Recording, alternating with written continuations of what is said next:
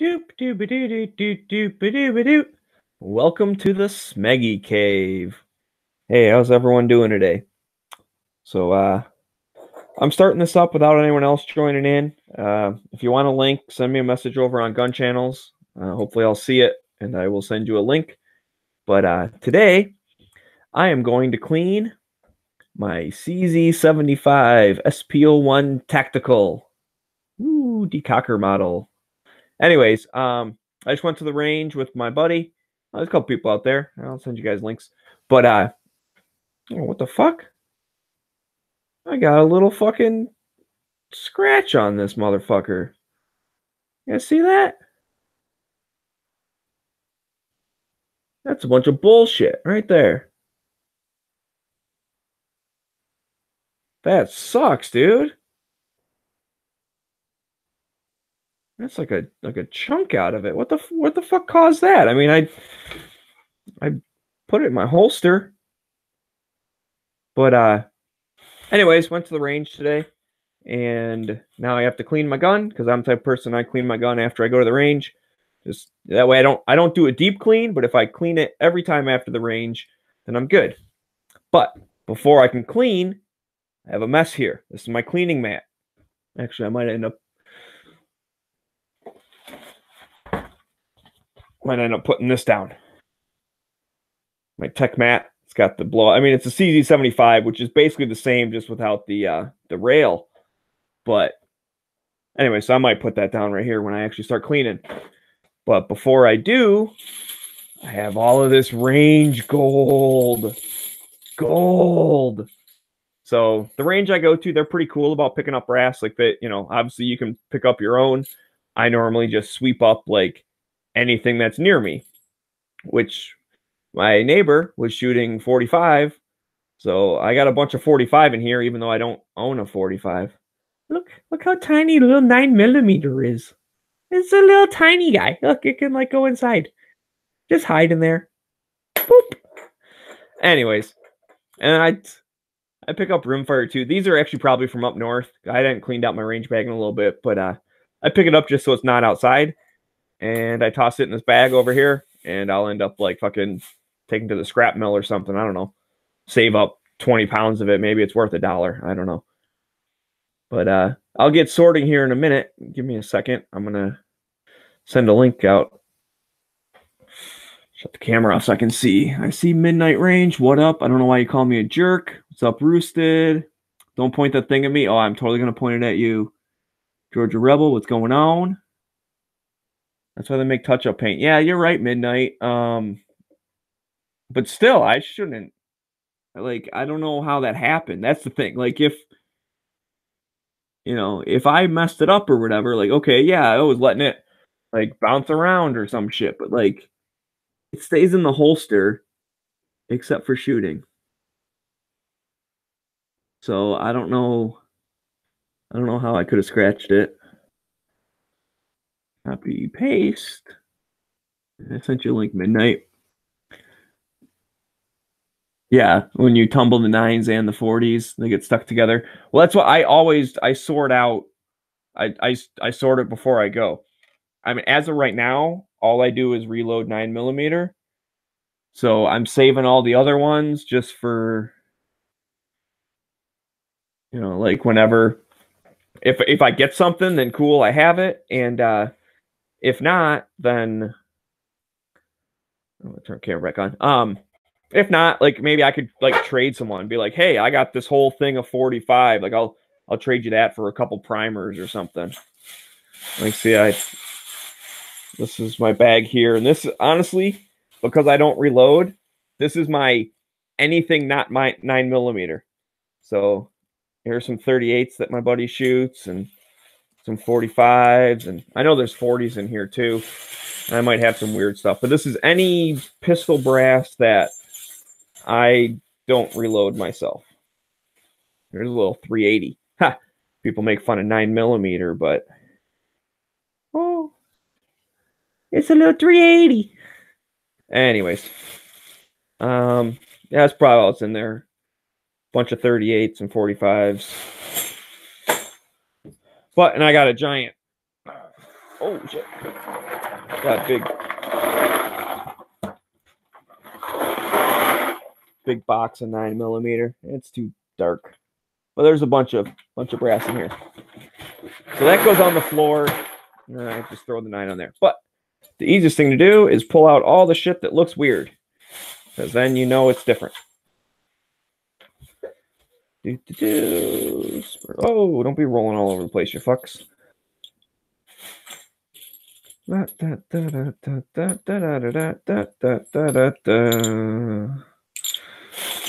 Oh, I'm making a mess. I'm making a mess, guys. My gun over here for now.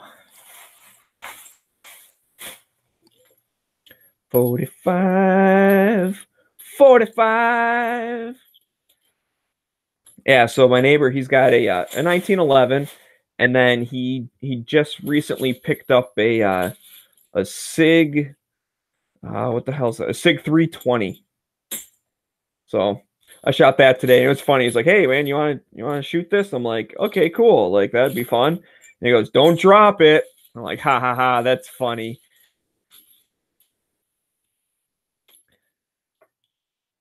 So I thought it was funny. Whatever.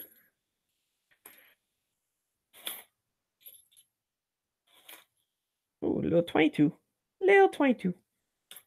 Yeah, like I said, I pick that stuff up just because when I shoot on the property up north, I just, oh, it's fucking steel or aluminum or whatever. I don't want to keep I don't want the brass like all over the ground up there, so I pick it up. So even the 22 and the 17 HMR, 22 Magnum, I'll pick that stuff up, and you know, it's whatever. Like I said, I can probably put it in a scrap pile or something eventually.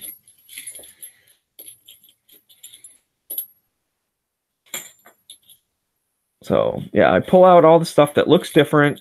It's like jumps out at me. And then before I just like scoop this up and dump it in the box, just in case I miss something, what I'll do is I'll stand all of them up, like what I'm doing right here in front. And then that way, like, you know, for one, you can definitely see 380s, which is helpful.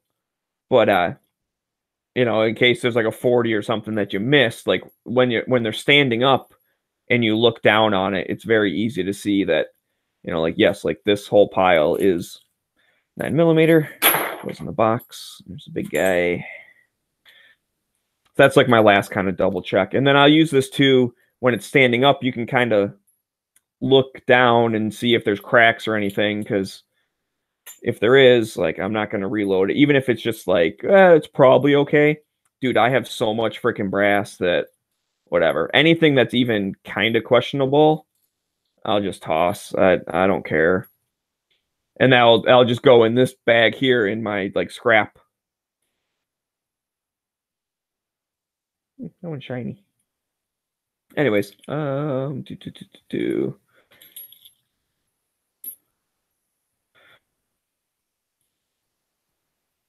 So yeah, this is kind of boring right now, but like I said, I'm gonna clean my gun here in a little bit, so maybe you guys will enjoy seeing that.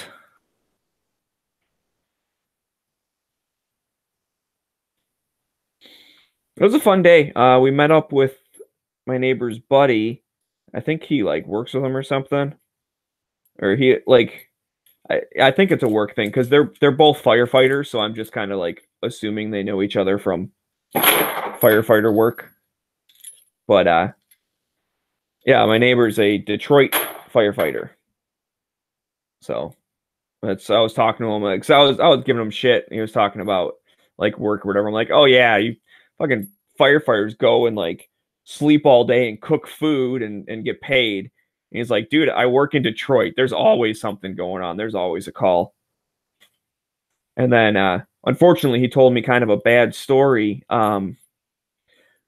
He recently had to like go to court and stuff because he responded to a call of a kid like not breathing well. So that's 40. So he shows up and the kid like is like barely breathing or whatever. And it's one of those like he's pretty sure like they're gonna charge the dad like for murder because the kid ended up passing away at the hospital. But there was like broken arm and leg and like some bruises and stuff. And the dude was like, I don't know. And then he's like, all right, well, he fucking grabbed the kid and like ran out to the truck or whatever. And he's like, all right, like, you coming with us to the hospital? And the dad was like, nah, it's all right. I'll just stay here. So it's like, there's something fucking wrong with you. Like, I'm sure he was, scared of getting in trouble or whatever. So anyways, he had to like go to court just to give the statement of like what he saw. I mean, he didn't see any like abuse or whatever, but it was like, yeah, this kid obviously has like trauma injuries, like something happened. Even if it was like he accidentally hit him with the car or something, I don't know. But anyways, I don't mean to get so morbid, but that was one of those like, just talking with him, and then he's got a story like that, and it's like, that does suck. That's one of the things, man.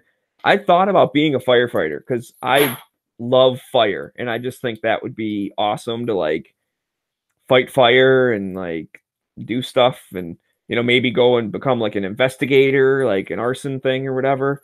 Like that'd be neat. But honestly, most of their calls are medical related, and it's like, oh, I don't do well with medical shit. Like, your house is on fire, good. You hurt yourself? Sorry? Like, go call somebody else. I ain't doing that. Like, I don't like that most recent one. I don't know how I would have responded to that call. I probably would have just beat the hell out of that guy. But that's not a 9. It's a 40. 40 life. So I don't know. And then if you're in like a suburb or something, you're a firefighter, then yeah, you maybe get a house catching fire once a month or something. So pretty much every day you're either sitting around like doing stuff or you're going on medical runs. Because my old neighbor, what the hell was that? Oh, it's like a thing. I thought the case mouth was split, but it was like a piece of sticker or something. My old neighbor was a firefighter. He was trying to get into Detroit, but he didn't. And so he was like, yeah, I don't want it. Like, all you do is medical shit. Like, like I said, like if you're working in the suburbs or something, there's not a lot of house fires. So I don't know if he ever did get in with them because they ended up moving. It's just weird. I don't like, maybe it's because I'm a pyro that like, I don't know, the government's like sending firefighters to be my neighbors. But the one I have now, he's very cool dude and all into guns and stuff. Like, it's fun.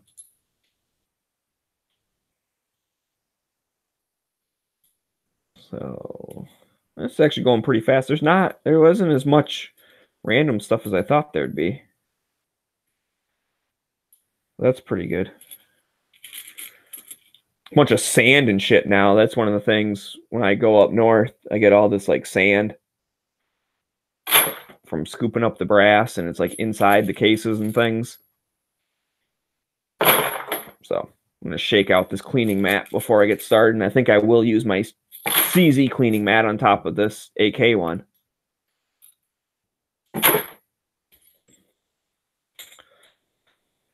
Oh, yay. Sorry, I'm not reading the comments. I see you guys talking out there, but I'm not reading. Maybe I'll lean in a little bit. What does that say? I don't know. Let's see. Hate when it tumble. I saw that. Imagine you can blame Bobby Alabama, Fall, Tim or Robert, whatever. Sort of, but it always seems one sneaks in. Oh, yeah. The sorting thing. Did you throw it on the ground? No, I have a box on the ground. It's racist. I don't know what you're talking about. Why does Matt call you Jonas? He doesn't. You're thinking of Night Strike. Mr. Don, you know who you're talking about? Night Strike is Jonas, Smeggy's not. Exactly. I am Smeggy. You wouldn't melt, dude. I wouldn't melt. I am magic snow. You guys don't understand that. I do not melt. But Anyways, yeah. So speaking of Matt, I just watched his video where I guess he got a strike. Ooh, he's a little 380s. Little guys. Look at the little guys. Anyways, I guess Matt got like a strike on his channel. And he's like, for all I know, like he recorded this morning or something going to work. And he's like, for all I know, I got 3 strikes and nobody's seeing this video. But that sucks. He doesn't have live streaming anymore on his Never Enough Ammo channel. So just public service announcement. For one, his channel is still up. He just has the 1 strike as of, Saturday afternoon. But it's like Mr. Matt. That's what it's called. Mr. Matt. And that's his like backup channel or whatever. So I'm guessing if you want to see Guns and Geeks or the Wednesday politics thing or top 10s all the time, toppity top tops of the 10s, the most 10s to top all 10s. It's fucking annoying as hell that he does 5,000 of those, but whatever. If you want to see all that shit live, he's going to start doing it on the Mr. Matt. So you can search for it, or like I said, his new video, it has it in the description. So you can go over there and watch it. So anyways, but if you think I'm Jonas, you obviously don't watch Matt that much because you don't know the whole thing. And if you're asking why did he call Night Strike Jonas, I really don't remember. I know I was there when it started, and I don't even remember what it has to do. I just know it pisses him off, so I don't call him that. And I mean, yeah, obviously everyone's just joking around, but yeah, whatever. He said at one point he didn't want to be called it, so I don't call him that.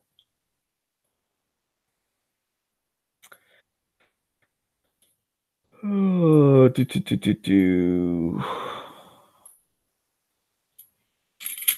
Throw it on the ground. Throw it on the ground. Oops, I did drop that one on the ground. Whatever. There's brass all over the floor here. Just is what it is.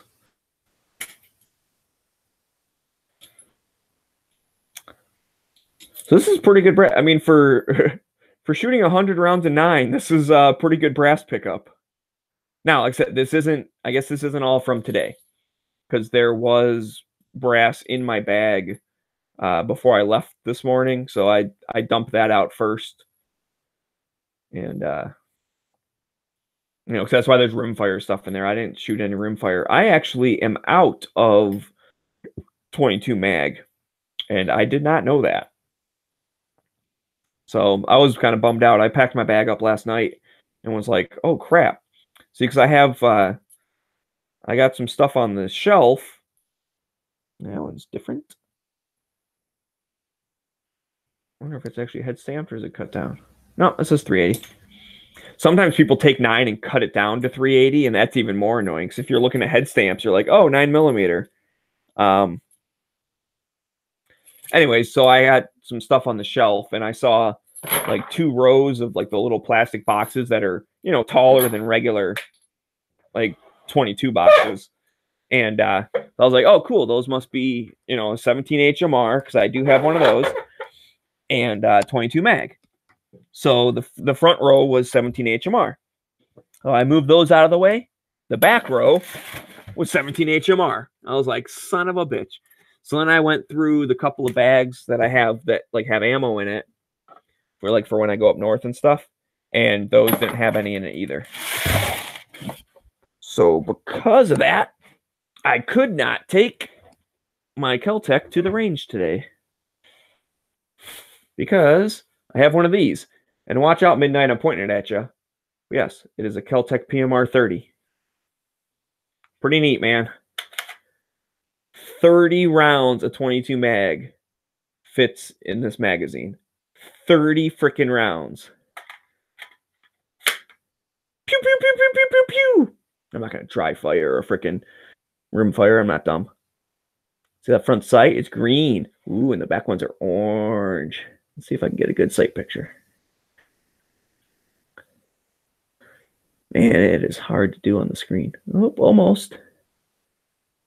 Almost. There you go. Pew, pew, pew. It shows up really well. All right. Put these away. Oh, where'd that box go? And then I got a box in here too. I save my box. A lot of stuff I get from Freedom Munitions, so shameless plug for them. Like, they're pretty good prices. And honestly, normally I get their new stuff because, like, at least the past couple years, their reloads have been like 20 cents cheaper than the, you know, brand new or something, like per box, which equates to like a couple pennies. But I really like these plastic trays. So when I go and do the reloading, then I can just reuse the plastic trays. I got to swap out some of these things because I got some stuff I did before. See, I just write an R on there because it's like, oh, these are reloaded, so then I'll know. But these are, I guess these are okay trays. These are pretty good too. I forget. I had a couple other boxes, I guess. Maybe I've used those up, but or maybe it was the PMC that was shitty. I forget. I mean, I've been saving boxes with trays. No, these have good trays too. Nice, good plastic trays. Just regular lead.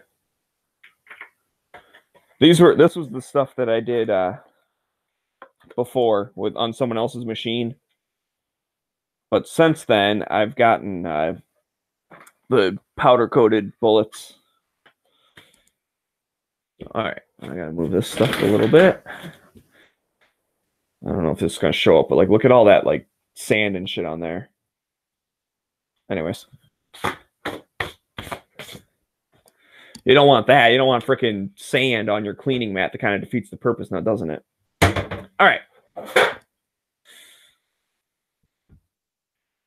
So once again, I'm using the tech mat with the explosive view of the cz75. Now again, I have the sp01. The biggest difference, mine has a rail right here. That's really like the only difference between this and the 75. And then it's a tactical version, which means it has a decocker. And I like this style where, like, all right, like you push down and it'll click, right? So boop, like it's loose now.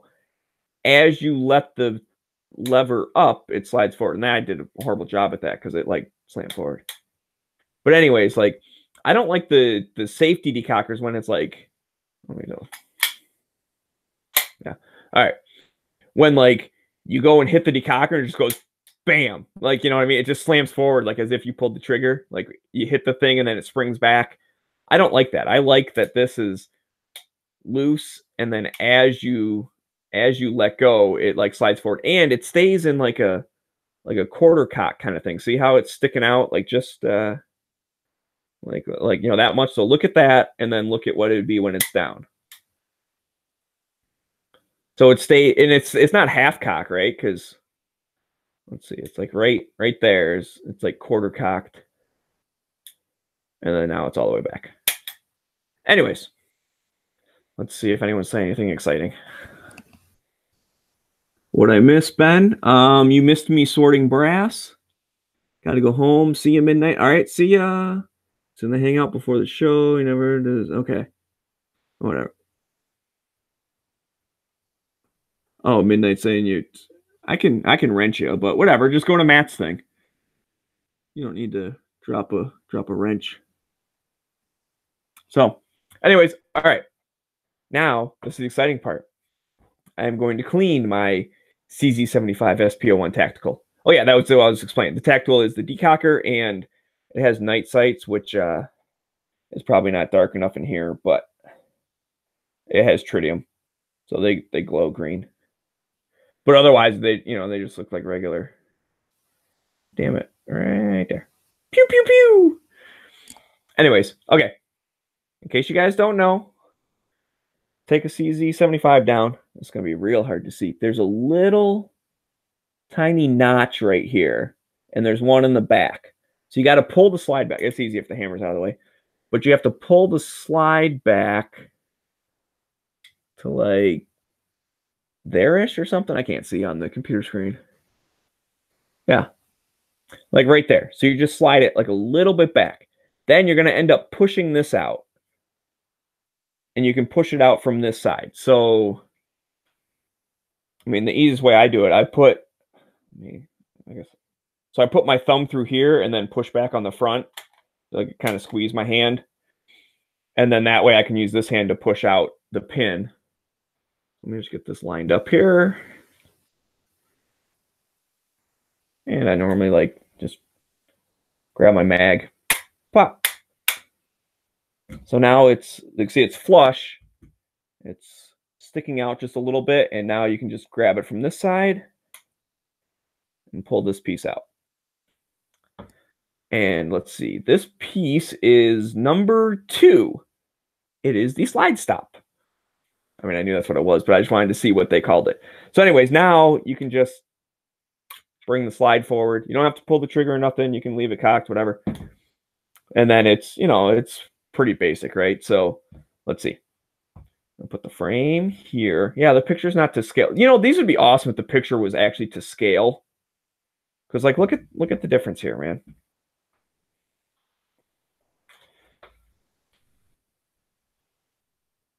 So that's, oh, damn it, it's floppy. But you got the frame, and then if you actually like put the frame on it, it's like it covers up everything. And it's like that. It'd be cool if it was all to scale. So I wanted to lay it out like that. But anyways, we'll just set that down over there. Got this doohickey.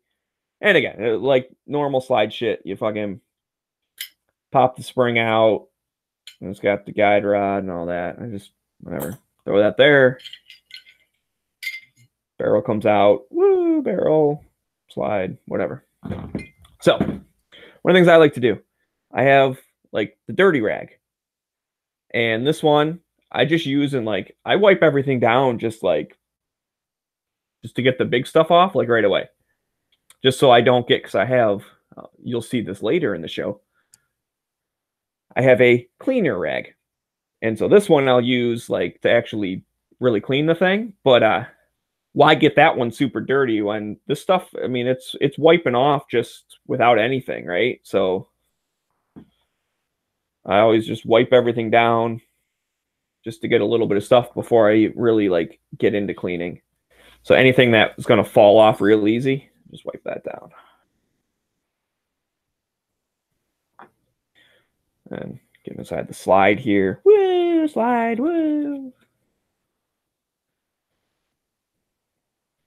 And I'm going to admit, dude, I don't like super clean it. Now, I clean after every time I shoot it, but I don't go nuts with it. So I figure, like, if this time I get, like, this part really, really good, but I ignore this part, well, then next time I might get this part really good and ignore this part and just, like, wipe it down. So eventually it's all going to get wiped up. So that's why I don't spend a lot of time cleaning. This will be a pretty short show if no one else jumps in. But I do have some links on gun channels out to people. If you would like to join, send me a message on gun channels. When you log in, especially on the computer, down at the bottom, there's a little thing that says chat. When you click on that, it pulls up a list of people's names. Now, my name should be on there because I just like posted stuff or whatever. But if not, like that just means the website thinks I'm inactive. Well, you can just start typing a name like in the search. And honestly, like I bet you can type like SM and my name probably pops up because it like just starts popping up. But anyways, when the name pops up, you click on it and then send a message. So you just type out like, hey, can I get a link? And then whenever I get around to seeing it, I will send you one. Which I don't know right now. Like I said, I'm kind of busy. So whatever. All right. So I wiped off all like the big stuff. Now we'll switch over. I'm using some RAN CLP. Shake it, I guess. I don't know. I don't know if you have shake it or not, but I'm going to. Shake it, shake it, shake it, shake it, shake it, shake it, shake it. Probably it might settle out or whatever. I'll just put a little bit on my rag here and then wipe all this shit down. Boop-a-doo-doo-doo-doo-ba-doo. Wiping down my gun. I'm wiping down my gun. I lob it all in there too. Like it's all like wet and shit on the outside. I'll clean that up later. So I'm just making sure I get all the little parts in here. I am concerned what fucking scratched my slide. That's kind of a bummer. I mean, whatever. I carry this gun, so it's like I get it, right? I mean, it's a carry gun. Like it's gonna get banged up, but that's like the first like big mark I've seen. It's like the first scratch on your car. And you're like, oh man. But oh well. And I know a lot of people like will wear gloves and stuff. I don't. I was just thinking about that as I was looking at my hand getting all coated with crap. And I know G-Web's always like wears gloves, and that's probably the right thing to do. But whatever. Live fast, die young. Who cares?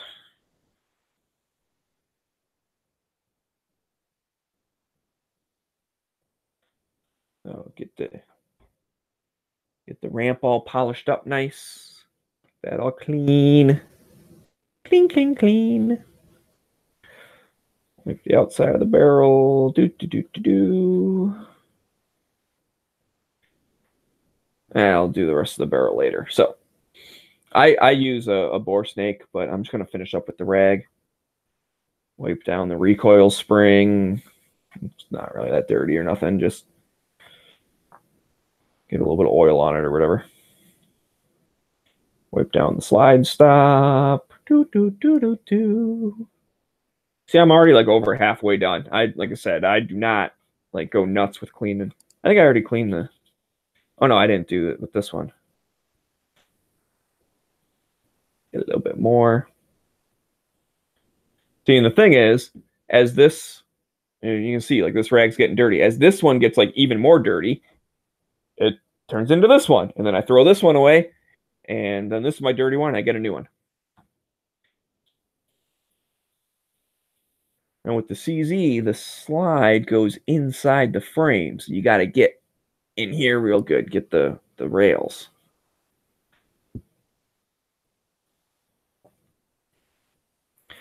And wipe the outside a little bit.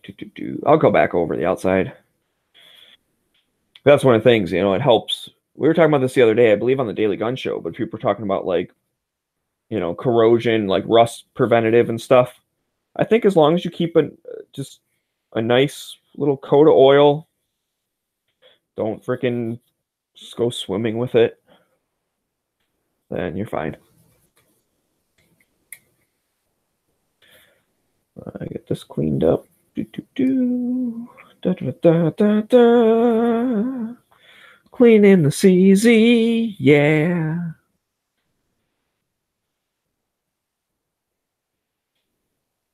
I should edit this part out and make it like a standalone, like how to clean your CZ like a lazy ass. Because I mean, come on, I'm not going nuts about it. Foose, if you guys know Foose, I actually haven't seen him on gun channels in a while, but he's still alive. He's out there. He's a CZ dude. He shoots competition and he's got a bunch of them or whatever. Dude, there was one night I was just asking him, like, how easy is it to like take all this part, like take all of this stuff apart? And he's like, oh, it's real easy. You just shoot this pin out, pop this, you pop this. And like on a chat, he took his entire freaking gun apart, like took all of these little components and stuff out. Anyways, I just wanted to mention that. He was like nuts. It's like I literally wanted an answer like, oh, not too hard. Or, yeah, you need a couple special punches or whatever. I mean, he did have punches and stuff, but like, I was expecting like a generic answer. And he just like did it. And he's like, well, I have it out. I might as well clean it. But he's the type of guy. See, he's like the exact opposite of me. He shoots, I don't know, a few thousand rounds a week or whatever.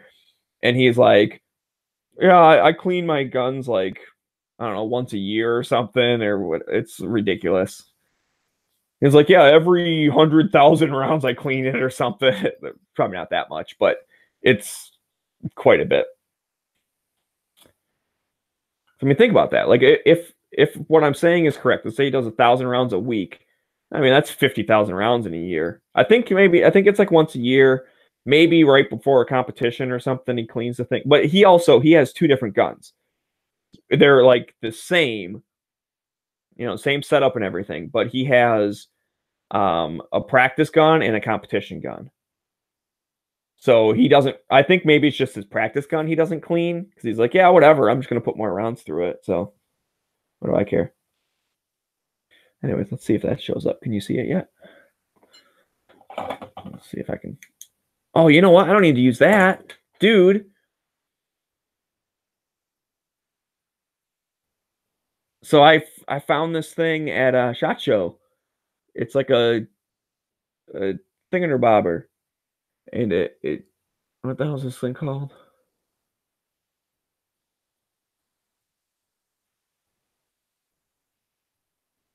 I don't know what the hell this thing's called. Oh, Pro Shot is what it says on there. Anyways, little hook doohickey of like plastic. So I'm kind of doing it the back, but it like collects the light from here and then shines through there, so you don't need a flashlight to like check your bore. Actually, that shows up pretty good. And you could do it this way too, right? Stick it in the chamber and look down that way. Which that's actually pretty darn clean. Pretty darn clean. Do do do do do do do do do do do do do do do do do do do. Anyways, 007. I forgot I had that thing. Yeah, it's pretty neat. Okay, so that's all clean. Wipe this up. There you go. Now I'm done with this. Roll it back up. I like to roll it back up. And these things, like, they're washable. I pretty much, like, every once in a while, and I mean every once in a while, I'll just go down to the like the utility sink in the basement and just like rinse them out. I don't even like use soap and stuff on it. I just rinse it out and get it all good. Anyways, that goes in there. Let's see. Go back and go do the outside part. I'm almost done, guys. Seriously. That's how easy this is.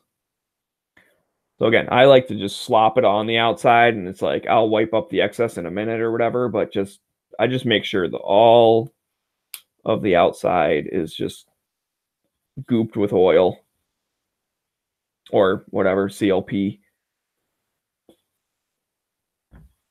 Because I figure, what's the worst case scenario? Oh, your hands get messy when you touch it for a little bit or whatever. Like, oh well, it'll dry and leave behind the protectant.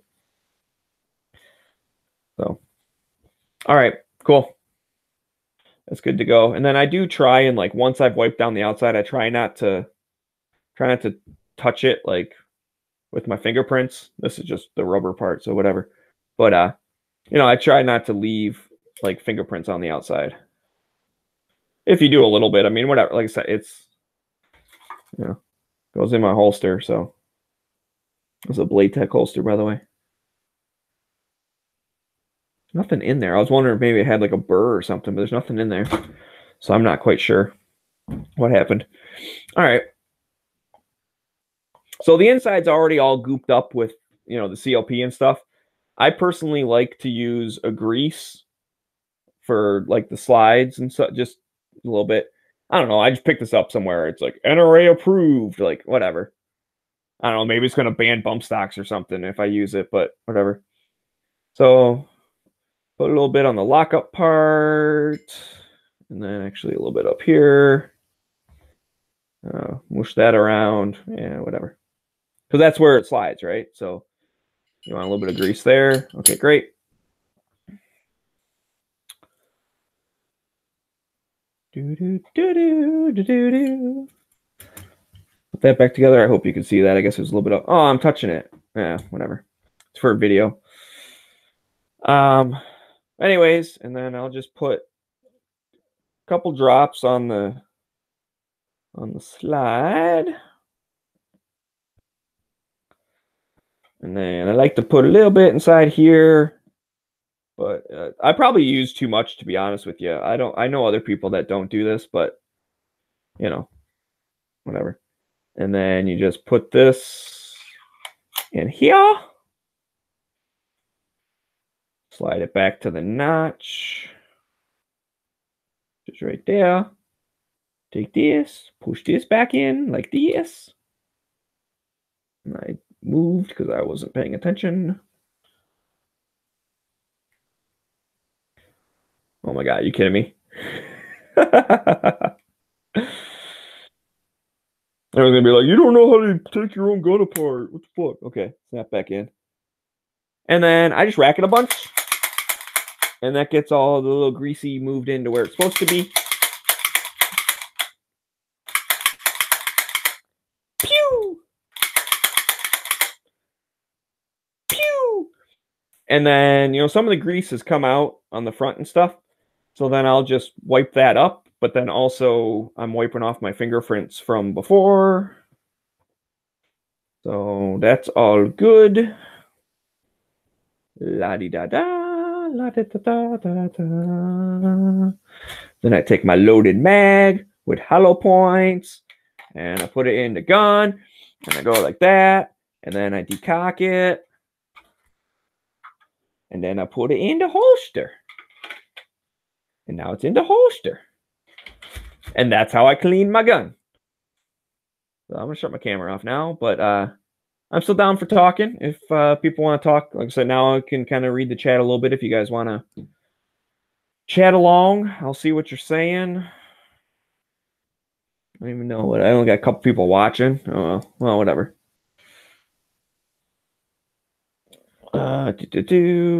Just put my stuff away here real quick. So I'll go look over gun channels here in a minute and see if anyone asks for links or everyone's busy or whatever. I mean, I know it's like St. Patrick's Day and whatnot, so maybe everyone's out. I personally, I don't get like going out at 7 in the morning, getting drunk or whatever. That seems silly. I might go out tonight. I mean, whatever, do whatever you want. I don't care. I'm not your mom. But like I don't get people that go out early in the day on St. Patrick's Day. Although I guess it is. I mean, it's afternoon now, isn't it? So, oh yeah, like 3:30. I guess maybe people are out. Whatever. I'll allow it. This time, I will allow it. All right. Now, I did mention the whole glove thing. How I don't wear gloves, but what's up, Rusty? I do wash my hands like immediately after. So, you guys can listen to me wash my hands because that's exciting, isn't it?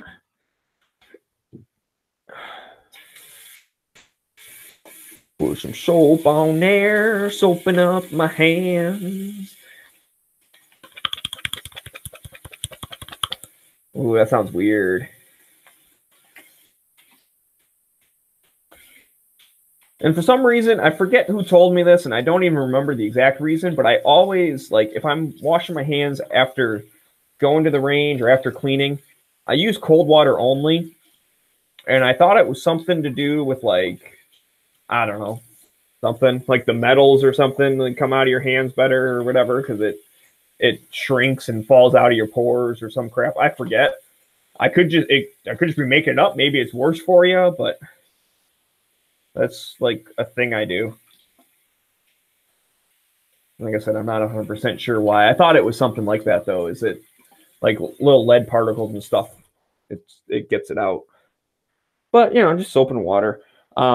Another thing, if we're speaking of range, just because, I mean, obviously I did that earlier today when I was at the range, is go and I wash my hands, but I also wash my face. I don't have a big beard like I used to. I mean, I still have like a scruffy beard kind of thing. Just if I don't shave every single day, I get a 5 o'clock shadow by like noon, even when like when I shave in the morning. So my hair grows back pretty fast and pretty thick. So I always have some type of beard. But so I wipe it all down because when you're eating and drinking and stuff, you know, that lead dust and all the whatever else is in, you know, whatever, it can get into your mouth, and that's not good. I mean, we already know it soaks in through the skin. And lead is one of those lovely chemicals that, like, well, metal that, like, it gets in your body, and then it's like, hey, I live here now.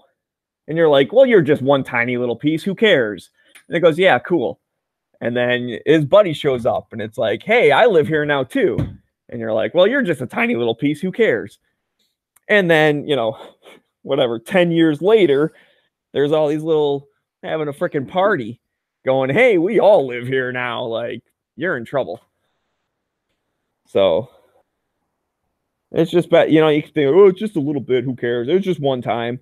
And sure, I mean, have I skipped it one time or whatever? Probably. But it's just that whole, you know, you're building up your chances of something going on.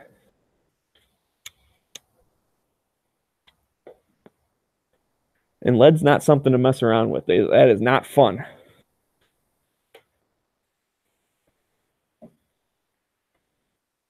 All right. Oh, let me get this here, and I'll pop over to Gun Channel, see if anyone's asking for a link. I blitzed out a handful of them earlier, like when I was starting up. Oh, you know what? Rick's live. I bet you that's what's going on. No one's watching me because Rick's on. It's life as I see it. I forgot about that. Damn, I started like right when he did. Bummer.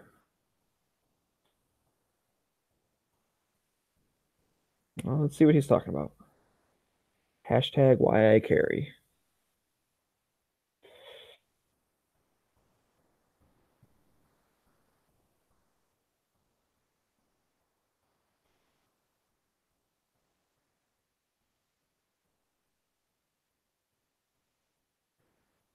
Yeah. John blabbling on. Whatever.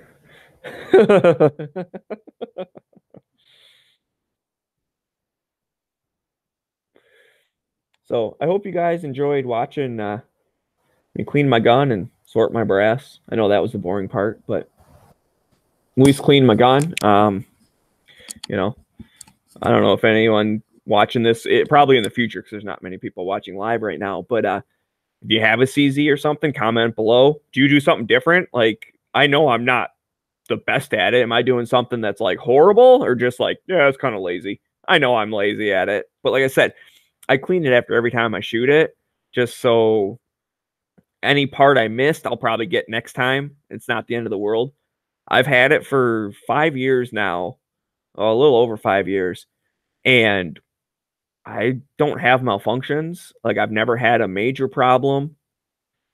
There was one type of ammo, and I forget what brand or whatever, but it was like the truncated ammo, and I got a couple of misfeeds with that. Like, in the whole, I mean, I had, I don't know, a couple hundred rounds of it, and I had like a handful of misfeeds using it, and that's it. That's honestly like the only malfunction I've had. So most range trips, I don't have a single stovepipe. I don't have a single failure to eject or extract or failure to feed or double feeds or like any of that stuff. Now, knock on wood, right? I mean, it could happen or whatever, but it's been very reliable. CZs are awesome. Everyone I've let shoot CZs is like, oh man, this is awesome. So once, if you're not sure about it, like if you get a chance to, you know, shoot it, see if you like it. Now mine is a big heavy metal gun. You know, it's full size, it's heavy, it's big, whatever. I like it. I've been thinking about getting a different carry gun. I've been looking at the M&P Shield. I actually have a holster for a Shield, so that's I'm halfway there. But I don't know. Maybe I'll get that this year or something. Although I still really want that lever action. But anyways, like I've been carrying the CZ and it works fine. So there's been a couple times that, you know, it digs into me a little bit or something, like, oh, this is kind of heavy, it's annoying. In fact, there was one time I was up north and I forget why, but like I didn't have my regular belt. Oh, I know. I got this new belt. It was made out of paracord. It was like a green and brown paracord braided belt. That's right. And so like I had that, and so I was carrying up north, and the gun was just like bouncing against my leg because that belt was like so flimsy. I mean, it's not a gun belt, which is another thing. If anyone carrying is what, like, get a good belt because it makes all the difference in the world. So yeah. Anyways, that was like the one time I got like a bruise on my leg from it. Just like it was like the barrel end was bouncing on the side of my leg. It actually wasn't uncomfortable while carrying, but it was like later in the day. I was like laying on the couch and was like, oh, my leg kind of hurts. And then I noticed it like when I was taking a shower, like I got a bruise there. And I put two and two together, was like, oh, that's exactly where my gun is. Yeah, that makes sense. But during the day, like it didn't hurt or anything. It just was slowly giving me a bruise throughout the entire day, and I didn't even notice. So that's the one time I've had trouble carrying it. But once I like went back to my regular belt, it was fine.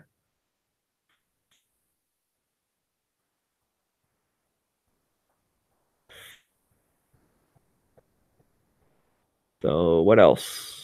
What else? What else? What else?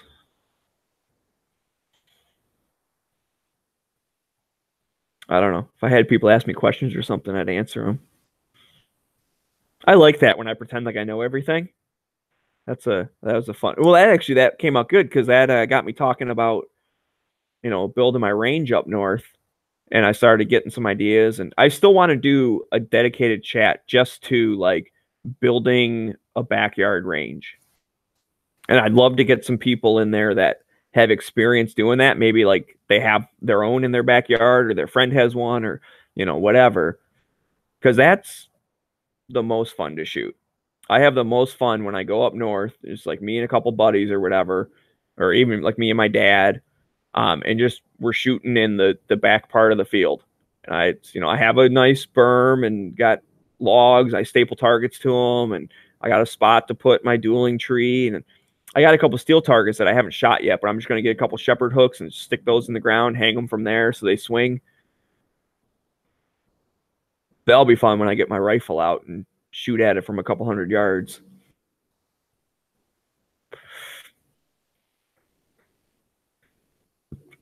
But howdy, folks. Well, howdy, Uncle Dan. Hey, it's Uncle Dan. It's Uncle Dan. Shooting it with Uncle Dan. There you go, buddy. I just made a theme song for you. You can use it. Texas. It's shooting it with Uncle Dan in Texas. That's pretty cool. I'm Detroit myself, but I have property up in, I'd say northern Michigan. It's not Upper Peninsula. Yeah, thanks. I'm reading that, just so you know, I'm reading that as, yeah, thanks. Because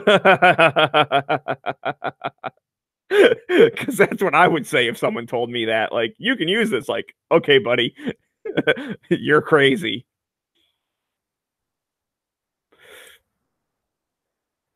You just missed all the excitement. I was just finished cleaning my cz75 sp01 tactical.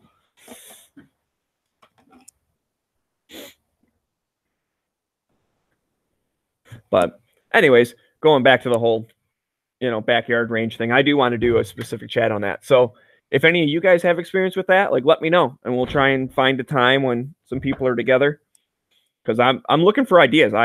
Mine's not perfect. I work on it every year, make it a little bit better, a little bit bigger, get some new ideas. I want to build like a shooting bench. I've been looking online, that the ones that kind of have like the half table, like a school desk where like you sit down, and it has like the little wing that sticks out. I think I could build one of those pretty easily. And then I just bring it in, I just put it in the garage or something.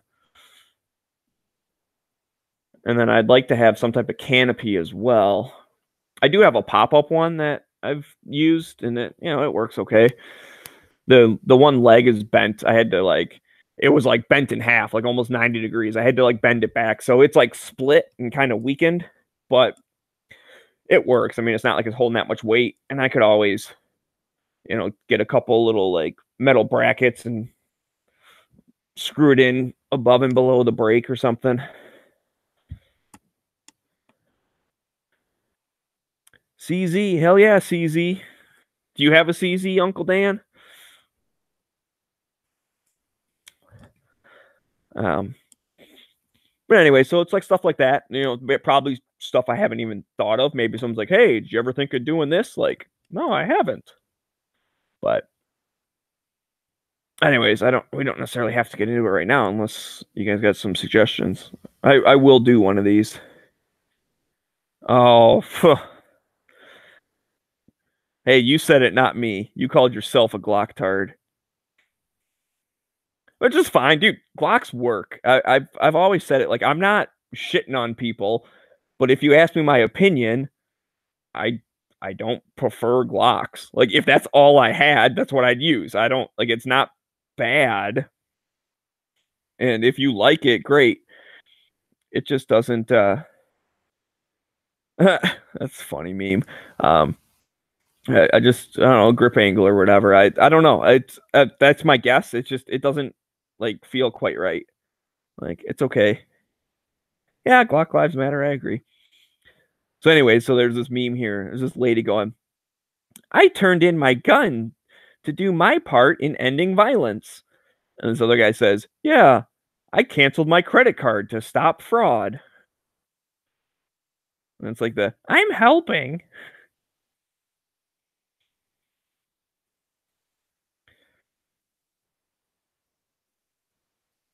Huh. Interesting.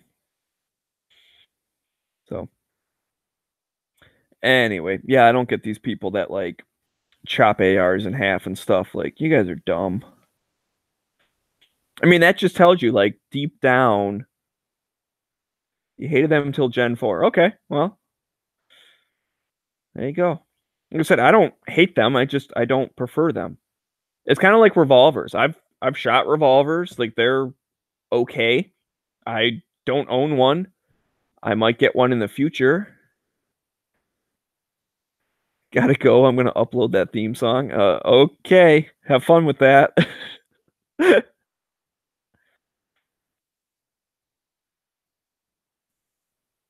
That's a bummer if you're leaving, though. You're the only one talking to me right now.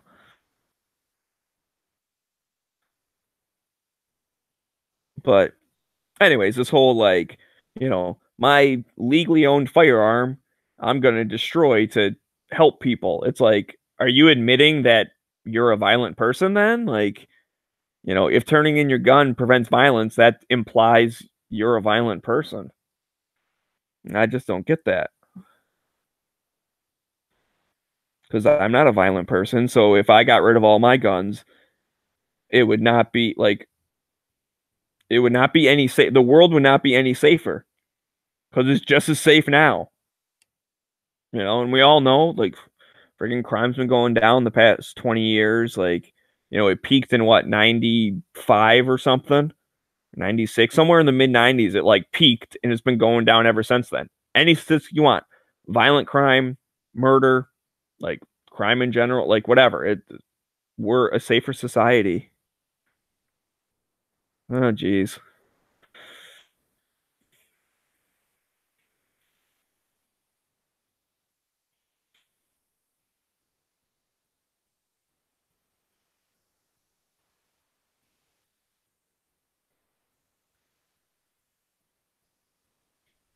Hmm.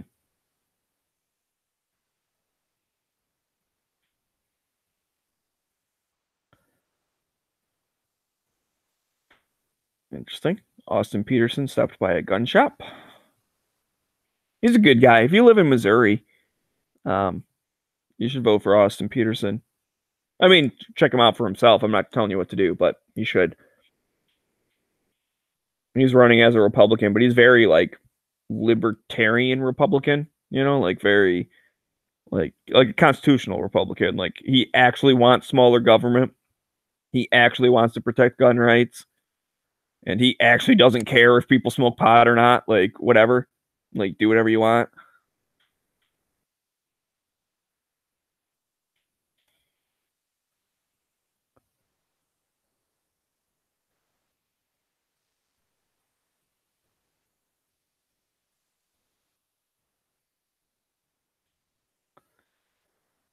What the heck is this thing?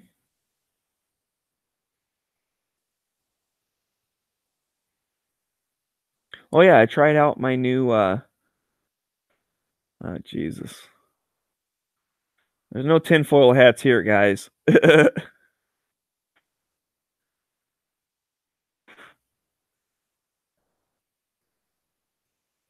No, wouldn't it be like the Bridgebergs? I always say Build-A-Bergs or Build-A-Bears. That's what I say. The Build-A-Bears.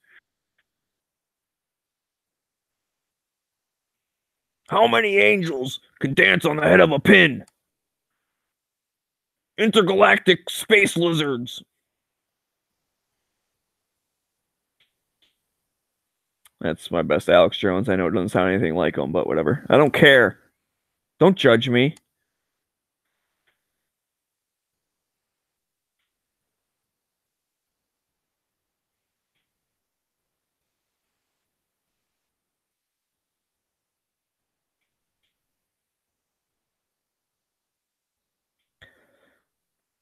And I've already seen these Instagram posts.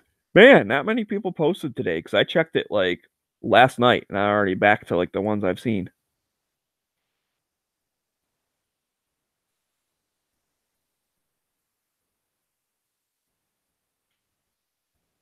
Oh yeah, everyone's over in Clover's or in Rick's chat right now. Clover, Night Strike, Dano. That makes sense.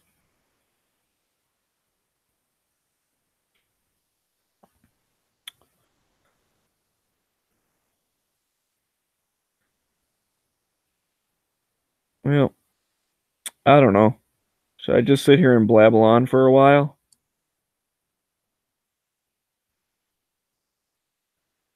I think I might just sit here and mute and wait for someone to pop in. So, yeah, it's probably better. This is going to be boring if you don't, I don't know, if you don't want to just sit here in silence, but I don't know why I'm rambling on.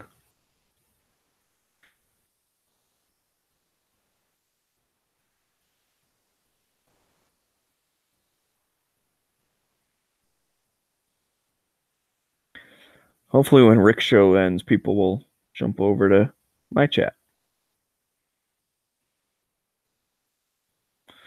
Anyways, all right, I'm just going to sit here and mute.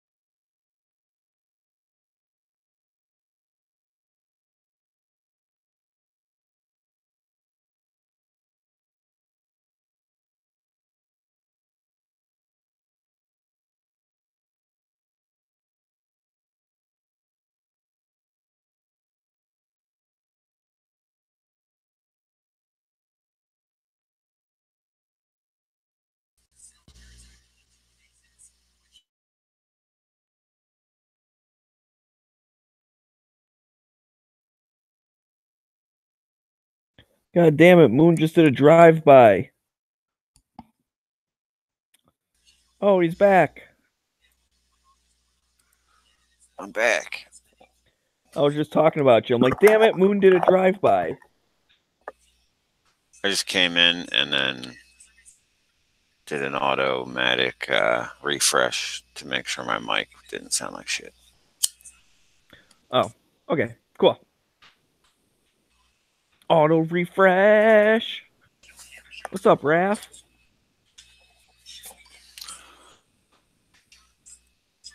I saw you cleaning your gun earlier. Your holster looked just like my Beretta holster that I just got, but it's not a Blade Tech. It's a K rounds. They're like the exact same holster. I think this company ripped off Blade Tech. Hmm, maybe they did.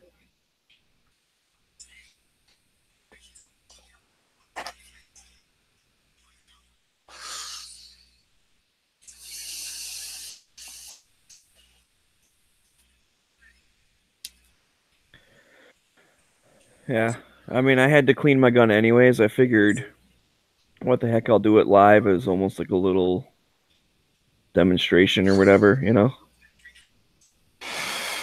Yeah, I tried a video live back in the day, way back in the day when I had an even shittier laptop and a worse connection to my internet. So it was like robot-y. It's on my channel somewhere. It's like a disassembly video for a Canik CZ clone. Hmm. Yeah, I mean, I was kind of trying to like, I was just doing it less as like, um, I don't know, like it's not like a put together Production. video. Right. Yeah, like this is how you clean it or whatever. I just was bored and Yeah, that's what I did. The same thing. I did the same thing. I was just testing out the live, and then I was like, I could probably make videos like this all the time. And then I rewatched the video I made, and I was like, that video sucks. But it wasn't like YouTube's fault or my fault. It was my computer was shitty. My technology was outdated.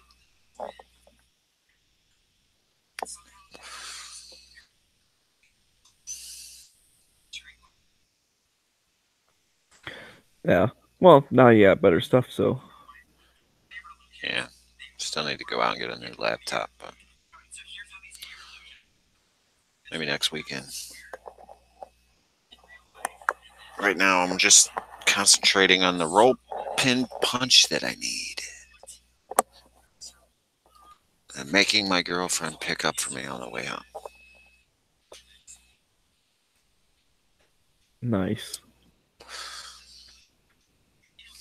Yeah, dude. Out of all of the people that have shown how to change the safety on a Beretta 92, zero of them tell you what size roll pin punch to use. Oh, you bastards. And even when you look at like the Beretta's instructions, their own instructions, like 1.5 millimeters or something. And you're like, okay, well, they don't have roll punches in America in that size. So I had to figure it out. And then I just fucking asked DB on Instagram, and he found out. It's a 730 seconds roll pin punch. So if I ever do a video doing it, I will tell people that. I will be like, this is what you're missing from all those other videos. What the fuck size punch to use? They're like, just grab a small punch. Any small punch. No, not true.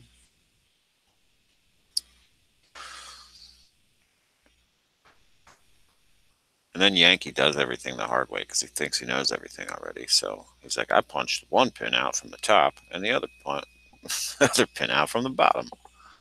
Beretta's instructions specifically say punch both out from the bottom because the uh, holes are tapered, but the pins aren't.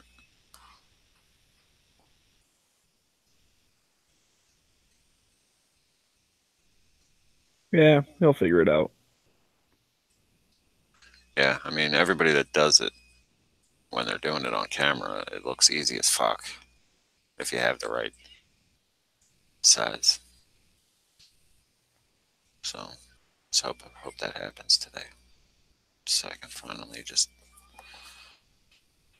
get this over with. Mm. I got a block. I got a pin punch set. The smallest one was a 1/16. Wasn't small enough.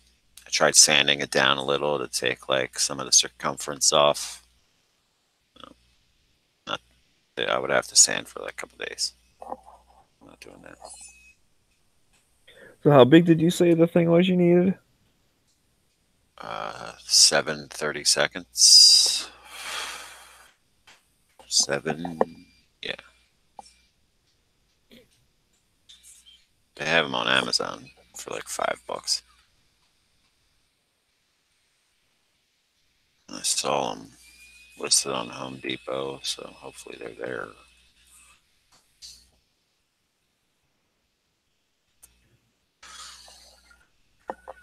Huh. But you said the 16th was too big?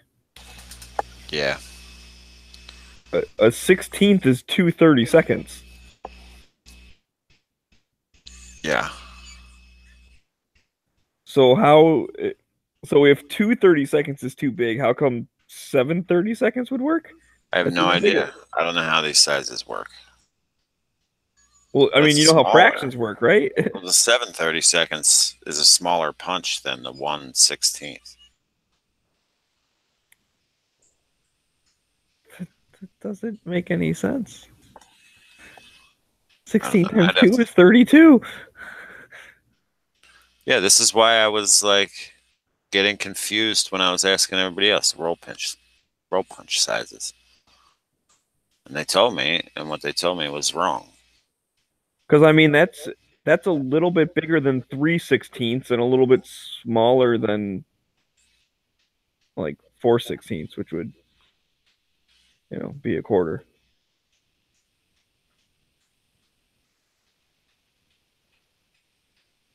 Are you sure the one that was too big was a 16th? Yeah,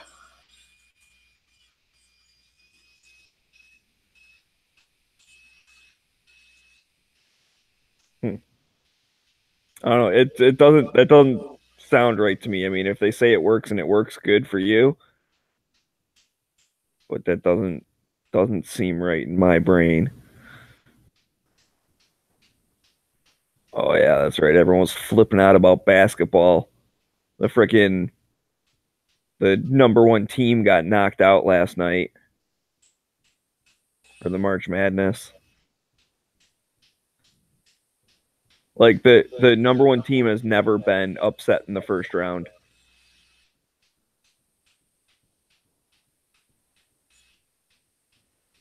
I don't know if you watch college basketball. I don't. I like March Madness just when people get all like wrapped up into it. yeah. I don't. I normally fill out a bracket this year. I was too late. Like I just use Yahoo Sports just to like I just fill it out so it keeps track for me. Like I don't get together and like make groups and do whatever. Like sometimes at work we would just like print the bracket up and hang it on the wall and just be like, "Oh, yours is better than mine." I mean, some of the people will actually like put their bracket in and bet money and stuff. I always just did it for the hell of it, just as I could, brag like, "Oh, look, I did better than you." But like I said, this year I kind of forgot about it, and I saw a thing for like March Madness and was like, "Oh crap, I got to fill it out." And like when I went to Yahoo Sports, it's like the first game was like 5 minutes in, so like you couldn't make brackets. And I'm like, can't you just let me still like make it and then just like black that one out or something? Like, oh, like maybe he cheated on the first one or something. Like I didn't even know the score of the first game. I just know that it had just started. But it won't let you like do it. And it's like, well, I'm not handwriting this shit. So I just didn't do a bracket this year.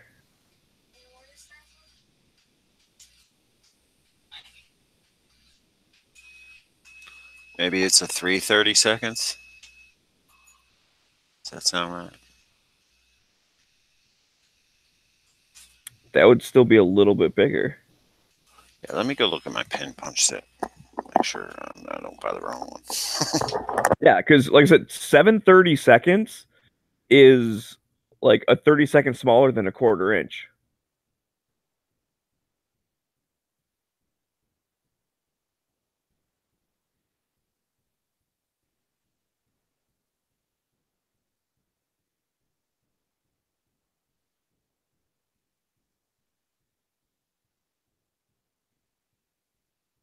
Oh yeah, I have a 730 seconds, and it's huge. Yeah, it's just under a quarter inch. I was like, well, what the hell is DB doing to me? It's not mathing. He's not mathing like you. If there's one thing I can do, it's mathing.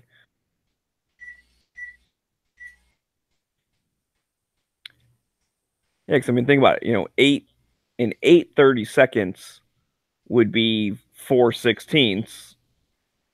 4/16 is 2/8 is 1/4. You know, just like keep dividing out or whatever. Oh, So what's smaller? you're only a 30 second smaller than a quarter inch. So what's smaller than a 1/16? 1/32. Yeah, that sounds. Because that's one. Because 1/16 would be 2/32, right? Right. You know, you just multiply the both by two. So the like if you just want to go a little bit smaller, a 1/32 would be smaller than a 16th. All right. Sounds right. I'm surprised. Like I don't know. Here's the other thing though. I don't know if punches are kind of like drill bits where they like once you get small enough, it's just like a number 8 or a number 6 or like they turn into numbers Yeah. somehow. Because I mean, a 16th is already pretty damn small. Like that's pretty crazy that it was too big. Yeah, it's either that like I can't find the one that my brown L's punch because I know that's like straight and machined well, and these cheesy punches that I ordered from Amazon the other day are kind of like misshapen. Not misshapen, but like they get bulbous at the top. They just don't look right. So Oh, maybe it is a 1/16 that's supposed to fit in there. right, but because it has like a little like curve to it or a little blob on it, that it's not quite 1/16. Yeah.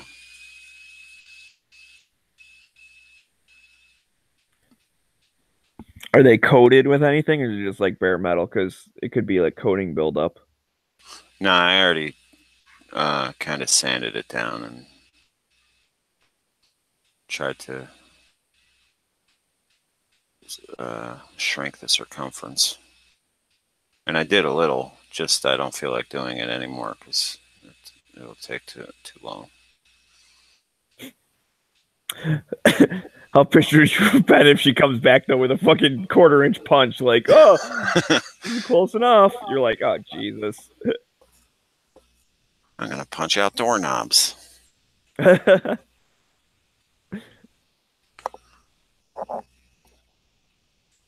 I always wanted to make a recess for my bowling ball.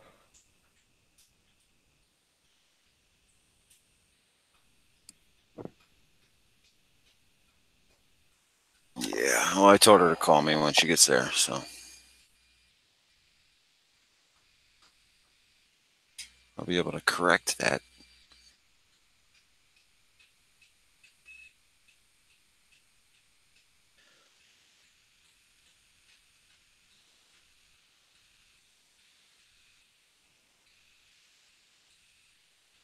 Because I'll get another 1/16 and the one size smaller, just for the hell of it. Because they're only like $4.99 or some shit. Then I should be covered.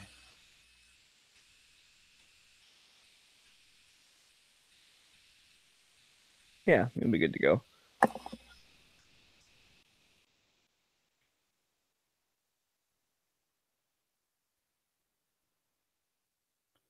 Well, make sure when you do your video, you don't say 7, 6, 30 seconds.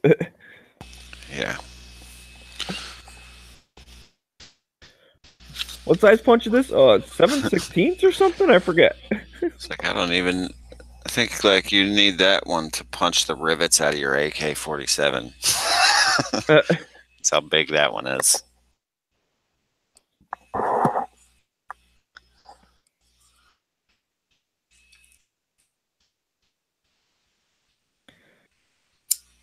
I mean, shit, the one just under a 1/4 inch. That's almost a 25 caliber. You can punch a squib out of your little 25 Bauer ACP.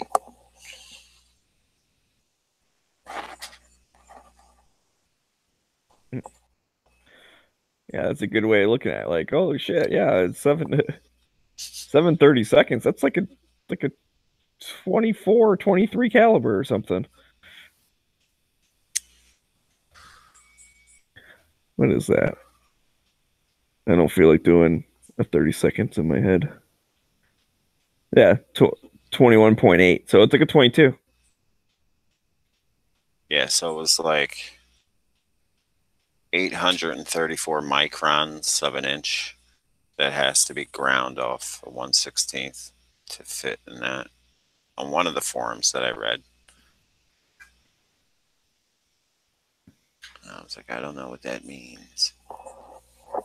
Oh, I wonder if they're doing that because the 16th is the smallest punch that people make or whatever. I mean, If someone's Yankee, talking about taking 800 microns off, like that's what I mean. Like, but Yankee he was like, in his video, he was using the wrong punch at first. And he was like, oh, let me grab a smaller one. So he grabs a smaller one and then punches the pins right out. I'm like, okay, well, they obviously exist. And this asshole Yankee Marshall didn't say what size it was, along with the rest of the 50 other videos where they're changing it and they don't tell you which tools to use.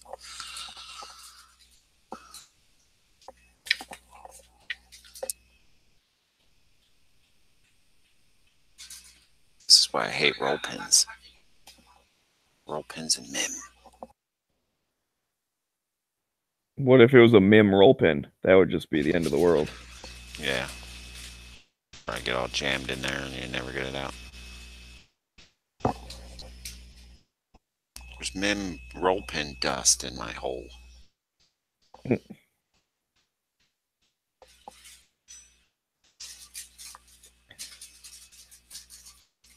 I was using a MIM 1/16 punch and it snapped in half.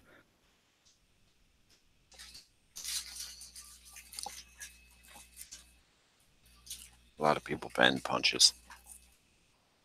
You hit them from the wrong angle. I bent one, but it was a brass punch, so way easier to bend than a steel. Yeah, I was gonna say those are softer.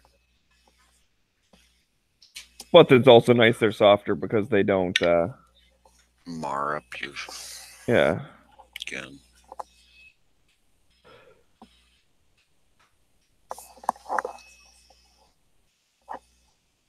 My gun's been marred. Mine has. I don't know if you were watching during that part. I just noticed it. Like there's a fucking scratch down the side of my slide. I'm like, I don't know what caused that. Could have been dirt got in your holster and then you reholstered it, or there was dirt stuck to your gun and you reholstered it. That's how that usually happens. Maybe, but I mean it took the finish off on a chunk of it. Like maybe it's like a rock, not just like a dirt. Yeah.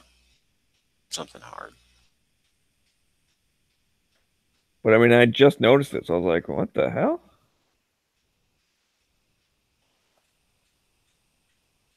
So that kind of pissed me off.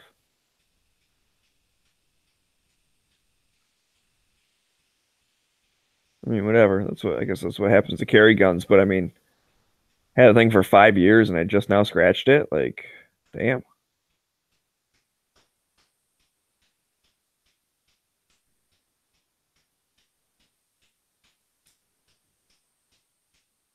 Yeah, that polycoat's tough on that CZ too. But it might become dry after years and years and brittle. So I do see them chip when they're like old police turn-ins. They chip more than they wear because of the thick coating they use. I don't know. You can send the slide off to CZ Custom and they'll treat it. They'll strip all the shit off of it, and then black nitride it or polish it or whatever the hell you want.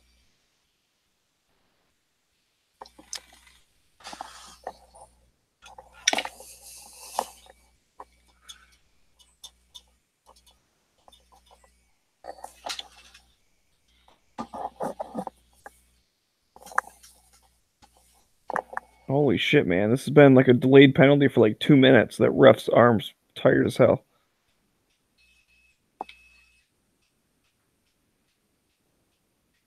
Yeah, I don't think it's that bad that I would freaking send it off and get it refinished or whatever.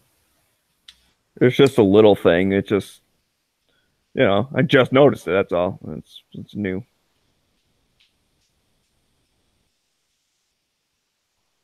That's like the first scratch on your car. You get all like, oh man, this sucks. And then if you've had it for a few years, you're like, oh yeah, it's all fucking scratched up. I was driving off road or whatever. Yep. Driving through trees. Like, who cares?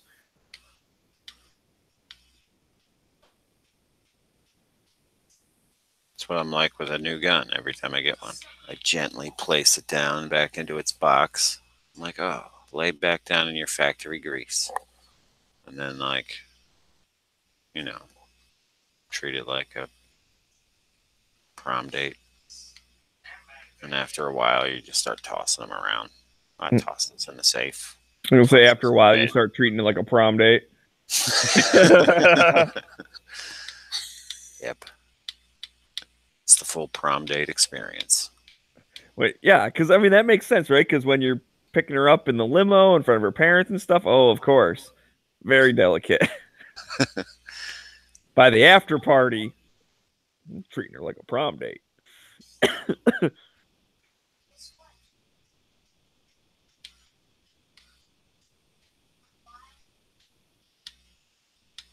didn't pay for this hotel room. You owe me. What the hell are my kids doing? Getting high off the Code Red Mountain Dew.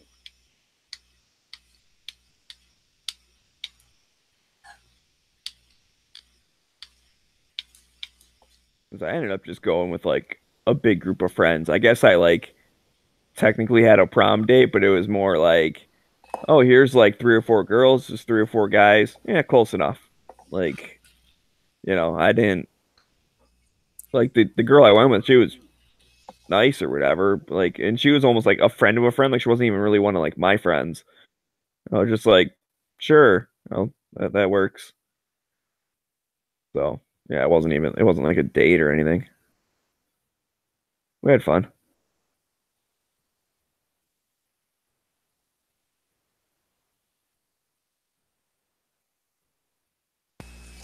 I went to some other chick's prom at another high school.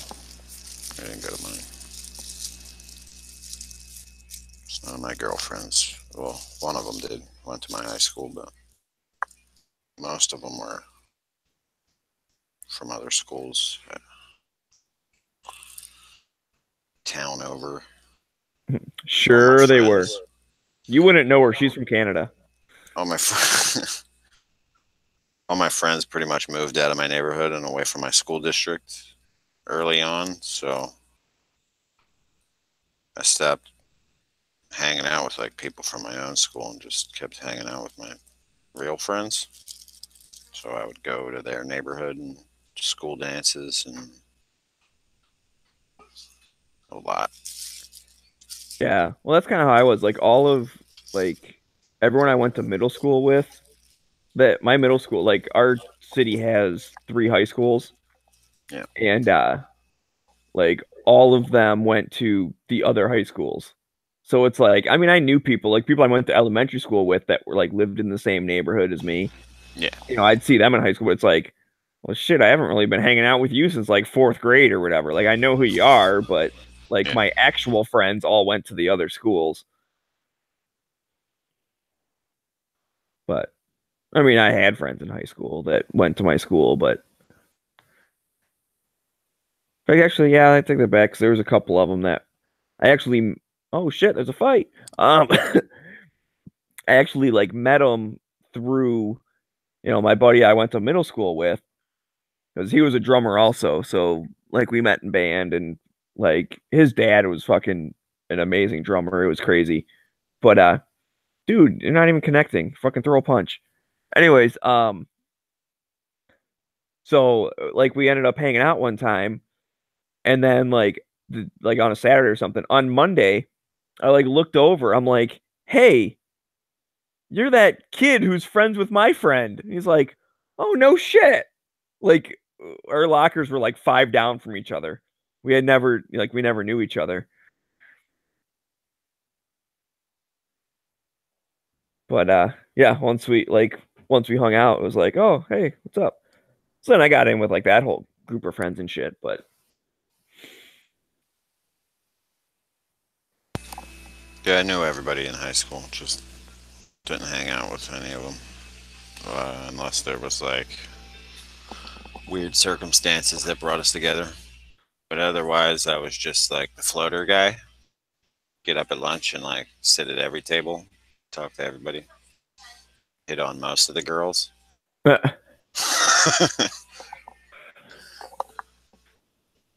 you gotta try. I'll give you that.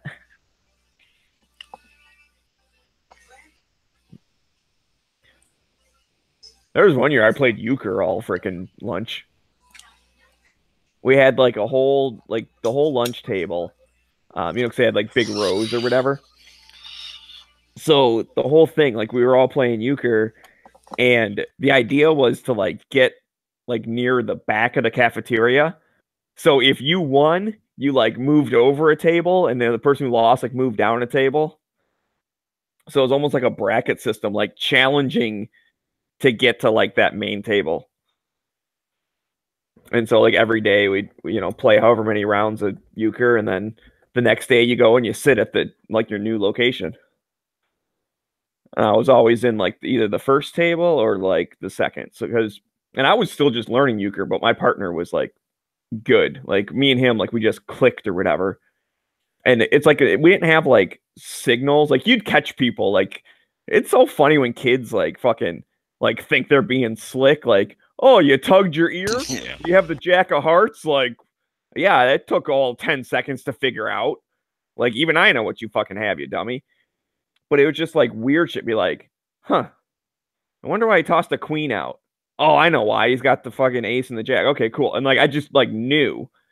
And it's not like we set it up ahead of time. We just kind of knew. Like I knew when he would save back stuff or when he'd lead stuff or whatever. It's like Just say that there was not many good poker faces.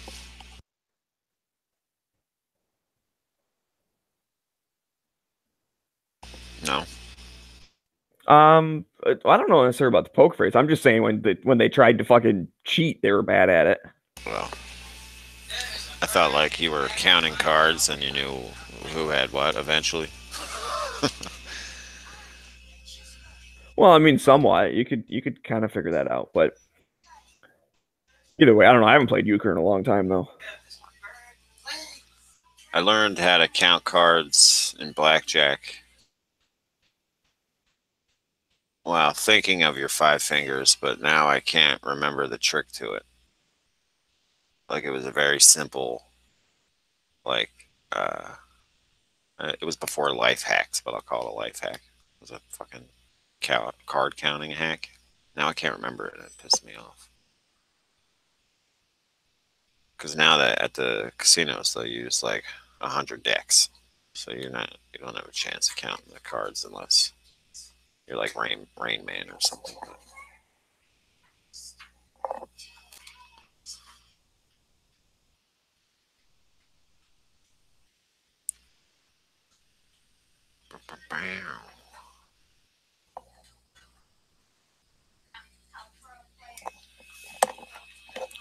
We can take a look at the status of my upper, where it's at. What's going on? My goddamn upper. See, this is the problem. Stamps.com. Who uses that? Is that FedEx or UPS?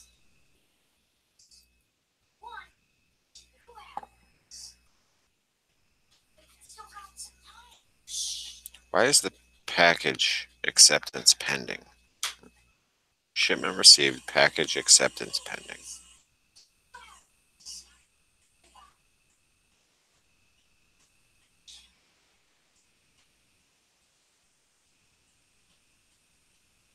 Fucking stamps.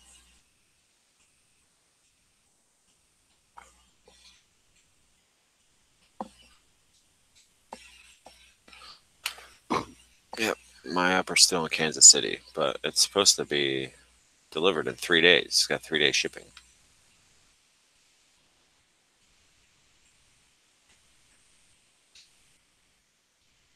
Oh yeah, and I ordered a buffer. An H2 buffer.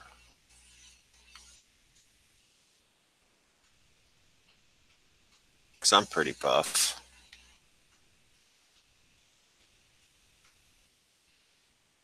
I prance in front of the mirror and say, "Ooh, look at me, I'm buff."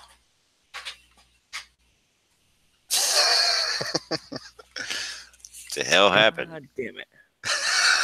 Dude, my mic was like messed up or whatever. Did we go off air? No, we're still live.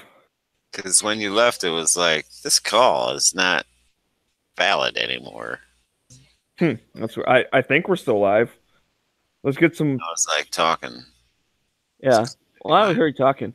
Oh, okay. Maybe Roosted will give us some feedback. He's like, echo, echo, echo. I don't know. I guess because we're ignoring him or something.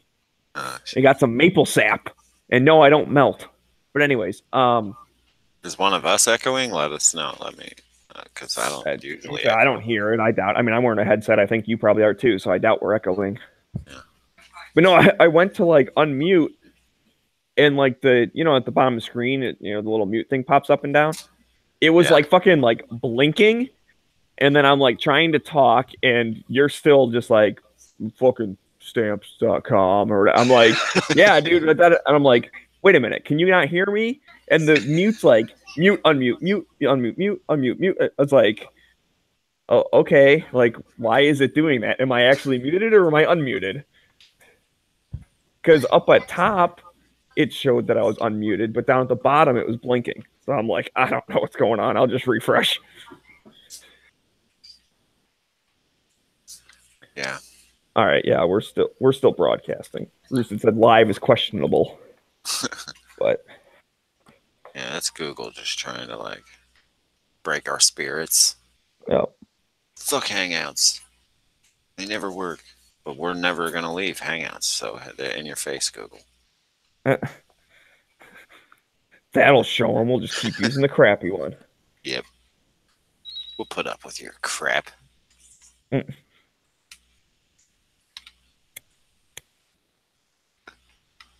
been a lot of bad glitches like that lately. Like weird, like dozens of different ones you could think off the top of your head. Like the one you just had. The one where it boots everybody that's on mobile. Oh, it's been doing that forever. The one where Russ creates a chat and it goes forever. And another one where Russ creates a chat and it says it's not live, but it is live. Oh, really? I didn't know that. Yeah.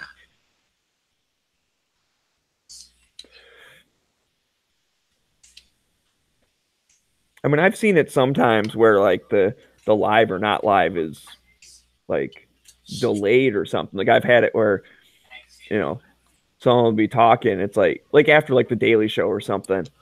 Yeah, like a lot of them have been around. Mine still says live, and then like they're talking about stuff. I'm like, why are you saying that stuff out loud? And they're like, we're off air. Who cares? I'm like, mine still says live.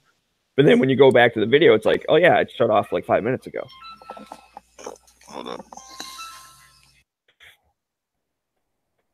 1 32nd.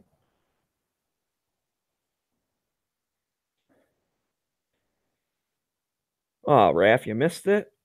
You can go back and watch it later. All right, see you, Roosted. Don't buy anything I wouldn't.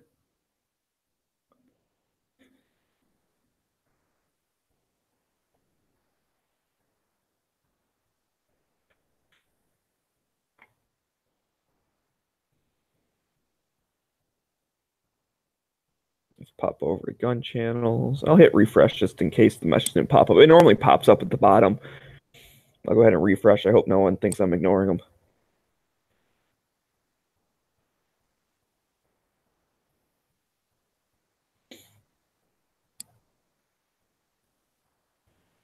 Nope.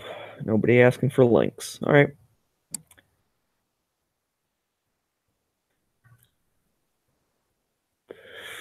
I sent a handful out when I first started up. Just to people that normally jump in.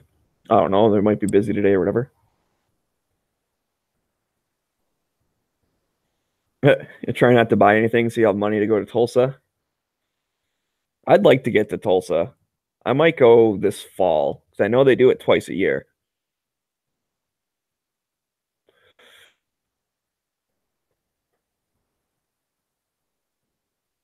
Although I think the fall one is in November, like right before deer season. So it's like going, taking a weekend or whatever to go down there and then coming back and taking a week off for deer hunting or whatever. It's like, yes, it is St. Patrick's Day, Raph. I hope everyone's wearing green. Unless you're Protestant Irish, in which case you're supposed to wear orange. I remember when I was a kid, I was like, my grandma's birthday was on St. Patrick's Day. So we'd always like get together with like the aunts and uncles and stuff and have a thing. And so I'm like a kid, and like most people wearing green or whatever. And that whole like, oh, you're not wearing green, I get to punch you. My uncle was wearing orange. And I'm like, you're not wearing green. He's like, yeah, I'm not Catholic. And I was like, wait, what? And that's when he was saying, he's like, yeah, the Catholics in Ireland would wear green and the Protestants would wear orange. And apparently I'm related to some dude that's like the Orangeman clan or something. I don't know. I heard about it the other day. And they were like the big Protestants like fighting the Catholics, like because they don't like each other there, like they blow each other up and stuff. It's crazy, like back in the day.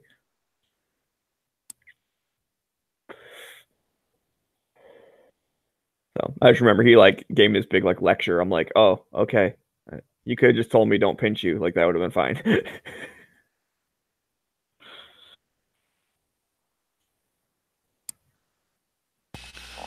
Alright, looks like I'm getting one single 1/16 punch from Stanley Tools. But that one's too big. So yeah, maybe that's probably why the dudes were talking about grinding it down a little bit or whatever. But the package also, she sent me a picture, and the package said 1/16, and then it said in parentheses 1.5 millimeters. So, or 1 point, whatever the fuck it is supposed to be on the instructions from Beretta. So, should work. So, like you said, it's probably just because the one you had was like just misshapen, yeah. Yeah. Goddamn tards and their misshapen pins. Yeah.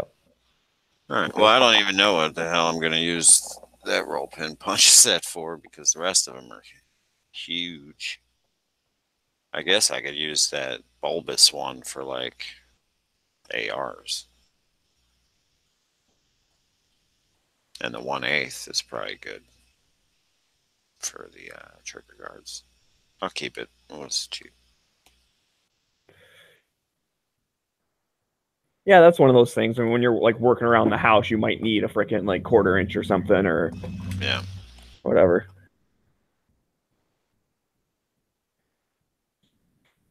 So I mean, when you think about it, those are still like it's still fairly small in comparison to like the whole world. It's just in the gun world, everything's like really tiny. So Yankee probably has like a gunsmithing set or something that has like super small ones. Yeah, you know, Brownells has like a Beretta one, a set specifically designed for the Beretta, like all the tools and the punches.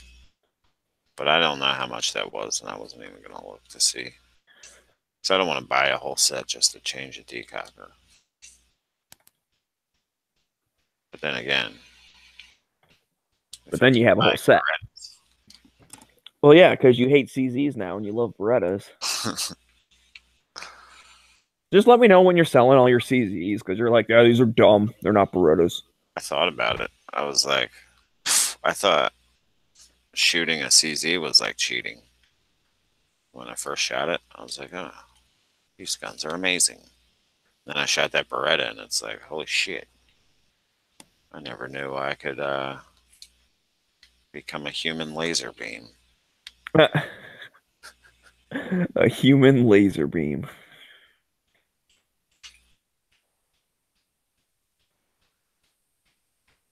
The I fuck? I want to like this picture. still want them to make the sp01 Tactical 2.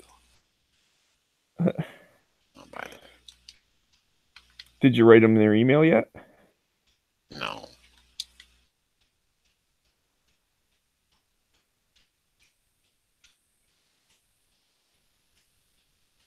I don't think their social media person likes me on Facebook. They actually blocked one of my comments one time. I deleted it. Hmm. I don't Bastard. even remember what it was. But I think, like, I see a lot more quality issues. I mean, there's a lot more CZs, and that's probably why, but I think the ramp up and excitement for CZs in the United States is, I don't know if they built new facilities over there or whatnot to make up for it. But yeah, it seems that it's affecting quality. Oh, really? Yeah. Like I see a lot of Shadow 2s posted with the sights. The rear sights are off. Some of the Flat Dark Earth P10Cs, their Nice. striker Fucking spring A. was breaking or Really? broken like out of the box. Well, that's not good. Yeah, so they either need to like add more facility. I mean, I thought they were bringing factories to the U.S., but I haven't read anything new.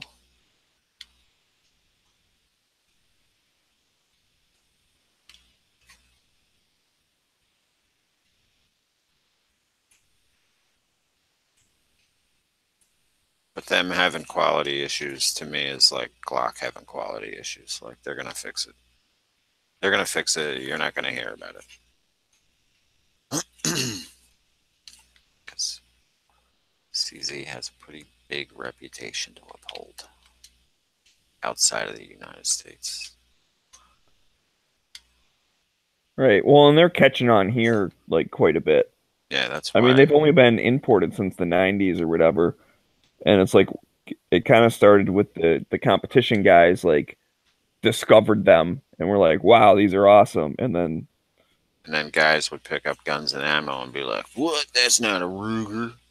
That's not American." And like throw it in the garbage. mm,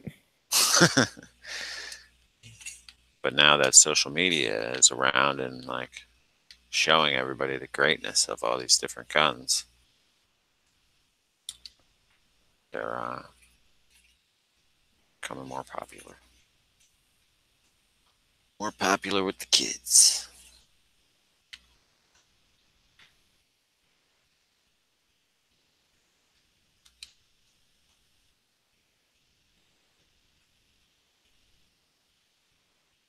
Because I know demand is high for a lot of the shit now. So they're like, oh, we gotta pump this out, churn it out. Faster, faster, faster.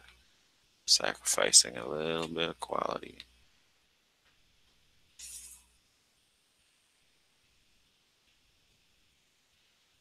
I'm just glad that I don't know. Even my sp01, the rear sight is like a little off to the right. No, it's off to the left, like visibly, clearly.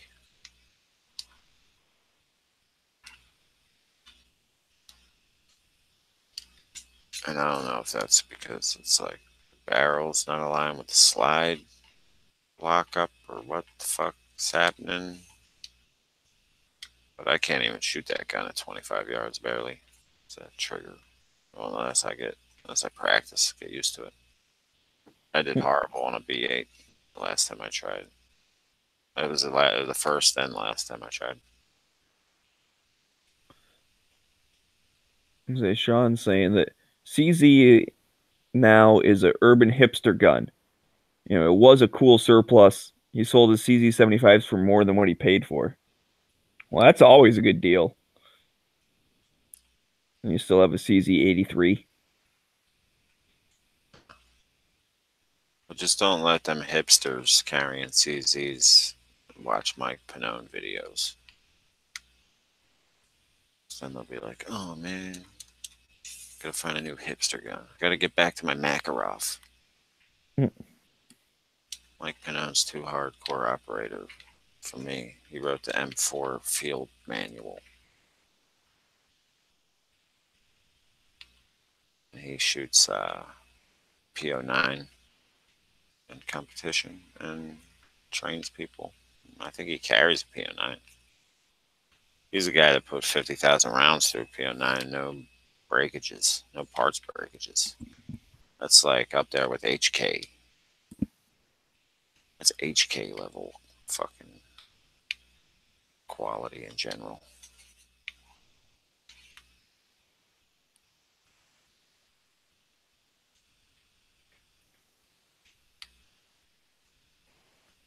Oops. I hit the wrong button. Oh, I'm gonna get carried by the storm. I hung around way too long.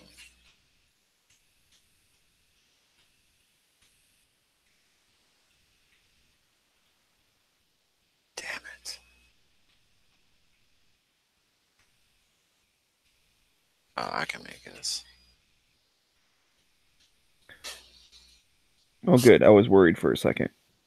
I thought Brandon was in here, but I'm listening to the other lobby. I thought he came in and said, "What up?" Whatever. What? You're cheating on me. That's not fair. Well, it's been silent in that other lobby forever. Oh. And then all of a sudden you just hear Brandon come in and he's talking. Man, I got ran over. It was bullshit.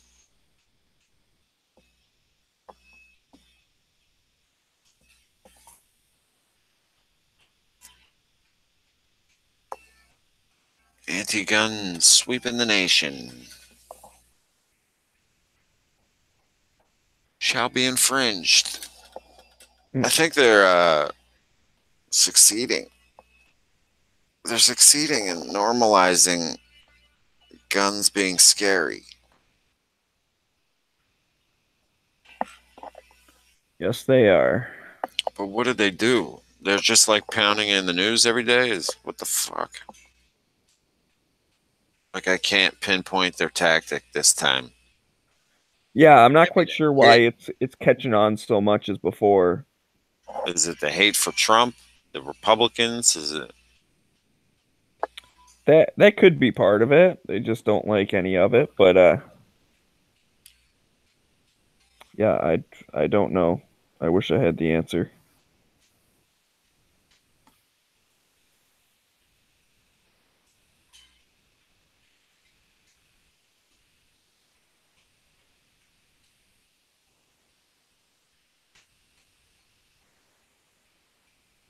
you ever gonna build an AR pistol now in Michigan that you know the crazy laws? Yeah, I might. I think you could I think you can get away with a 10.5-inch barrel, and it would still be 25. I had a 7.5-inch barrel with like a 3-inch muzzle device on it, so that automatically made it 10 inches in length. And then when I measured it for taters, it was 25 inches, so it was just under the 26-inch limit. So, like a 10-inch with an A2 should be the same, I think. A 10.5. Or maybe it would be too long. I don't know. Well, it I doesn't might even do. matter. It's not like the A2. The A2 would have to be pinned. So it's from receiver extension to muzzle.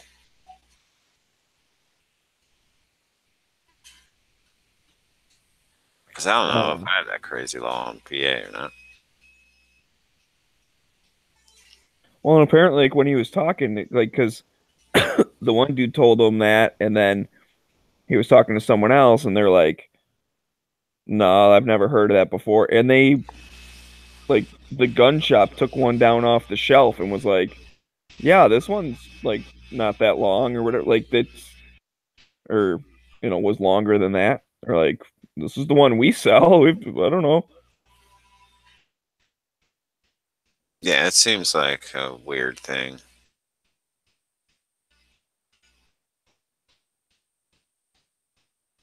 Like it might be, I don't know. I don't even know.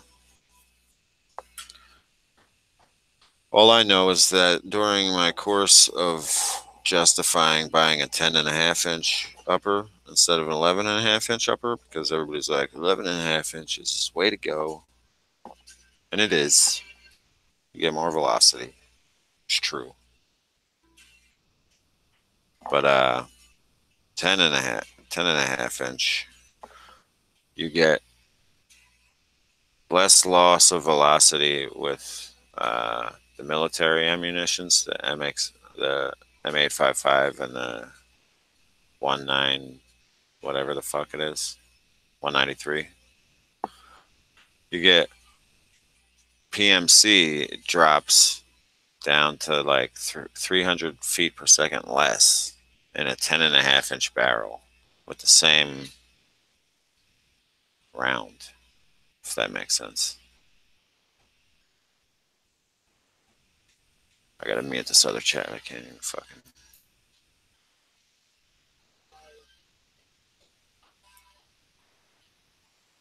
Yeah, smart move. Mute the other chat. So if you have an 11-inch barrel and you're shooting the military, those two military or federal, Lake City, whatever the fuck they are, M855 and 193 or whatever the fuck it is. If you're shooting them out of an 11-inch barrel, it's like 2750 or something. We'll just say it's that. And then out of 10.5 inch, same ammo is 26. So it only drops like 150. But in the 11.5-inch barrel with the PMC, it was like it was still 27, but not 2750. And the 10.5-inch with the PMC dropped all the way down to like 23. So it was crazy. Point is, 10.5-inch barrel only by, or if you're using it for self-defense or any kind of purpose, use XM 193 or MA55, not the cheap fucking whatever Walmart 223. Because Navy SEALs use 10.3-inch barrels. So it can't be that bad, right? They're also using better ammunition. most of the time.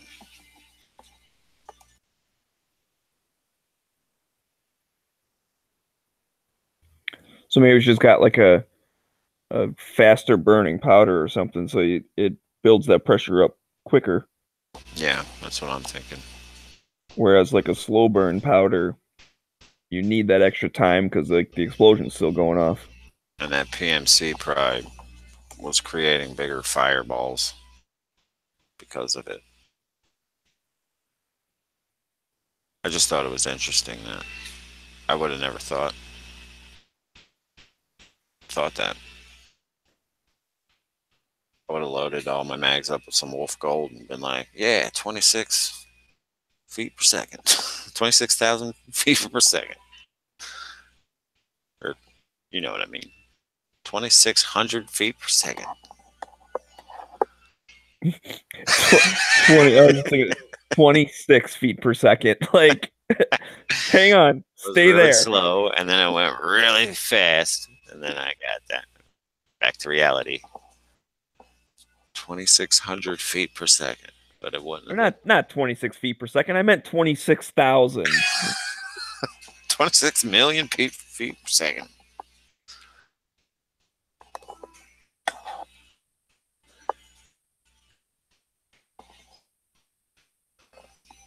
Yeah. Velocity matters. I guess. It didn't matter when I had 3 different 7.5-inch AR uppers. I was like, 2,200 feet per second. It's like devastating. I wouldn't want to get shot with it.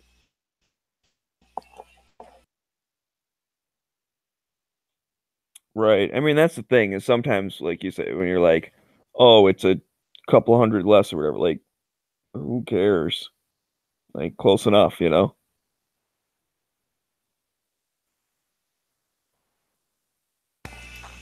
Yeah. And if I do this upper from KG, it was 229 after I took away the bolt, the bolt carrier and charging handle. So when I actually get ready to make an SBR or get a better upper, I'll probably go with a BCM 11.5-inch. But for now, I just wanted to switch the uppers on my pistol for fun.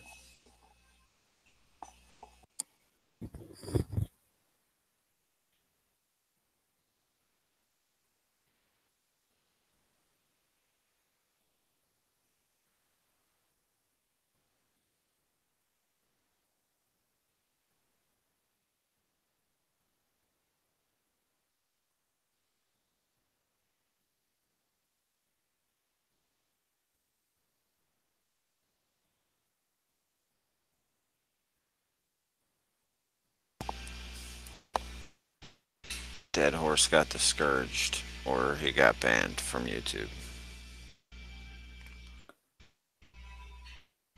He had a chat on this morning, and I was like, Yeah, I thought I saw something pop up. I think I'll join that when I get back from Wawa. I come back and it said this stream ended 13 seconds ago. You know how it says that. I don't know when it ended, but he was like broadcasting something. So I wonder if that like shut him down or what, because I know I've had chats where I'm playing live, or not live music, but music, and the screen will tell me that we're going to shut this chat down in 3 minutes if you do not stop playing music or whatever.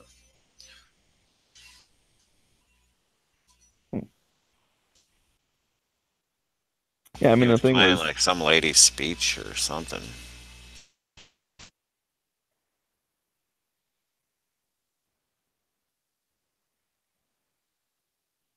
I don't know. It's just that kind of stuff's interesting. Like, you know, we're all worried about copyrights and different stuff or whatever, but then there's like a million channels that like all they do is pull like someone's speech and edit it together or something or Yeah, but like if you notice, they're like nice fucking doing A. they're doing like all the proper crediting and putting up as much disclaimers as they can too. Like a lot of the stuff I see we do or gun channels do or we do in the chats, we're not putting up any kind of disclaimers or giving any credit to any of the artists or people we're playing. You know what I mean? So I think that's how a lot of the people get away with it because they're just doing it the right way or the way they've set it up, the fucking free use or fair use. Right. Yeah, I mean, as long as you're commenting, if it's for like parody, commentary, or like educational purposes or whatever, like you're good to go. But I also think you have to like accredit them and put up the fair use disclaimer or whatever. There's like more to it.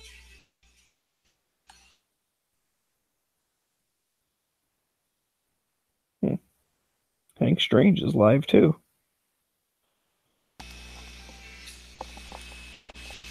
Hanky panky. I'm gonna make some coffee. Coffee Boffy.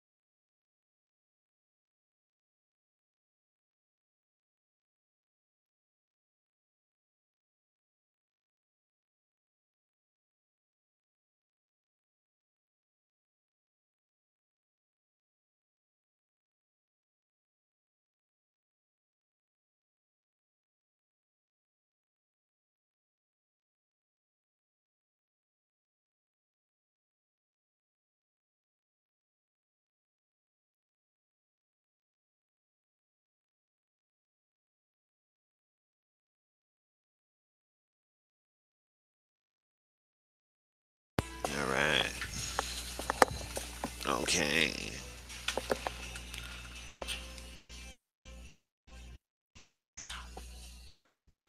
I was watching a thing on the Reason TV YouTube channel, and it says "Don't feed the Russian trolls."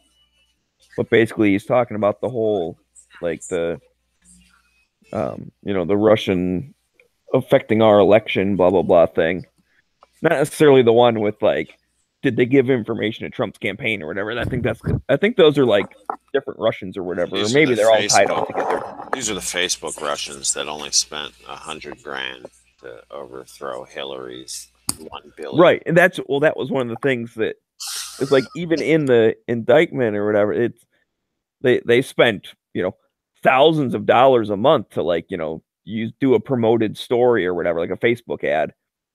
And then he's like, yeah, that's compared to how much ad revenue do the political campaigns actually do. And then it showed like how much of like all of Facebook, and it said something like, Facebook raised like, I don't know, like 9.7 billion in ad revenue this quarter. It's like, yeah, I think a couple $1,000 a month isn't really, like, compared to all the ads on Facebook, that's not much. And then compared to how much the campaigns are spending on TV and radio and stuff, that's not much.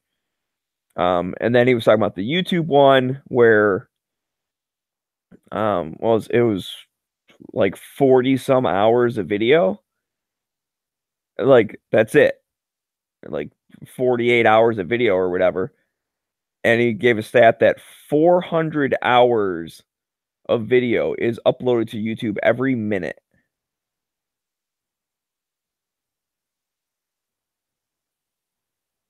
And that's pretty crazy. So yeah, 400 hours a minute is being uploaded, and 40 of those in the whole time were anti-Hillary or pro-Trump or whatever. And then it like even the views, he said, what was it, like only a quarter of them had more than 5,000 views. Like, that ain't shit. Like, no one watched those things.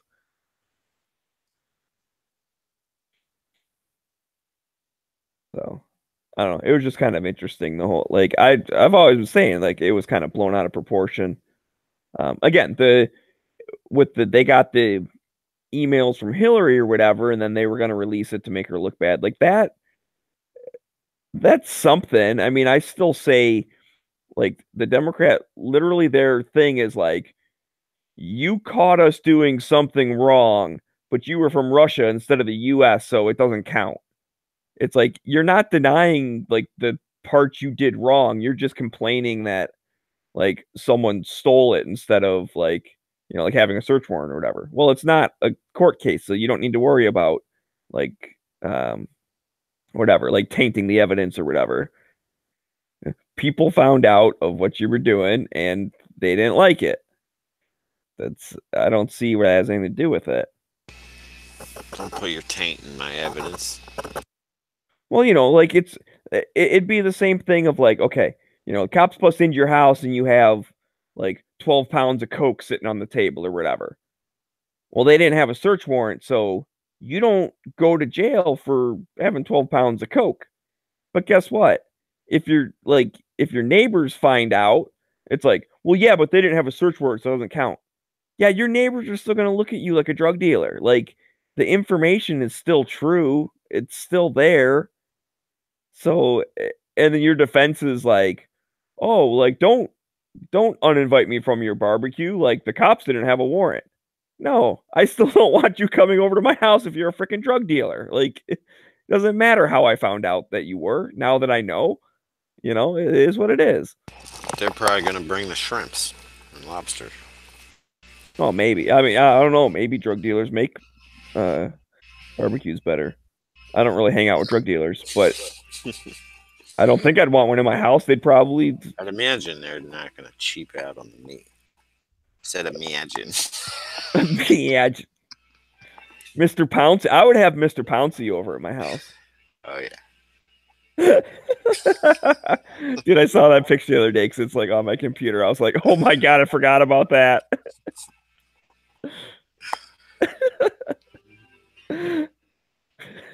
Mr. Pouncy. But anyways, and then the Wonder like, how that guy's doing nowadays, Mr. Pouncy. yeah, do they ever like sew his dick back on?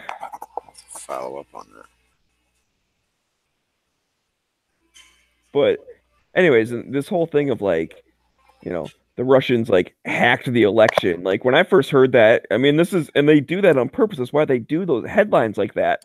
When you read it, it sounds like they hacked into the voting machines and they changed the numbers or whatever, right? I mean, that's what I would think. And you're like, oh, really? They did? That sucks. Like, how'd they do that? Well, they placed Facebook ads from fake accounts. It's like, so? Like, now go get the rest of the people that placed fake account Facebook ads. Right. Like, do you do that to Americans too? Are Americans allowed to do that? I don't understand. Even if you're a visitor here, you're not allowed free speech. Right. And it's such a freaking blown out of proportion kind of thing. So,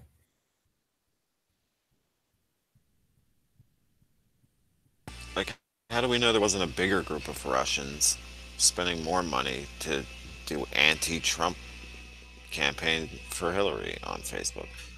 right. Or not even, I mean, it doesn't all have to be Russia. Like, uh, you think European unions like probably wanted her, right? Like Yeah. So of England and course, like France and everybody Germany and wanted her. like, She had everybody. She had all the media, all of like the sellout mainstream YouTubers.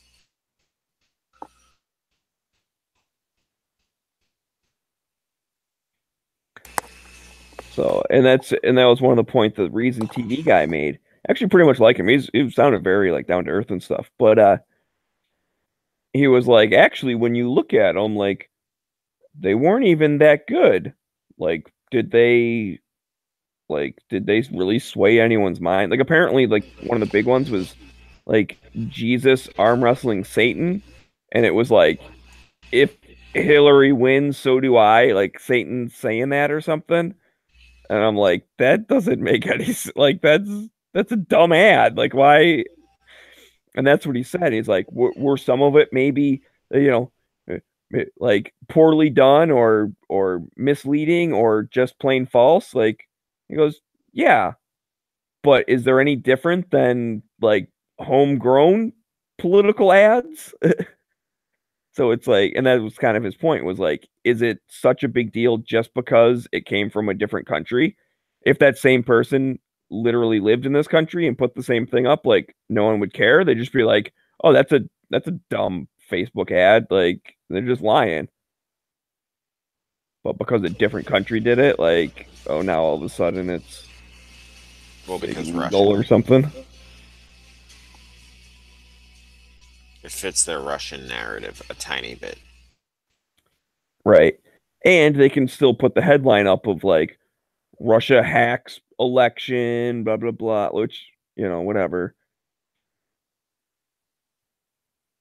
And what did Hillary even run for? Is this like a big money laundering scheme? Like her ads sucked. She didn't go anywhere. She didn't campaign anywhere. And how did she spend $1 billion? Like, I seriously think she pocketed 90% of that.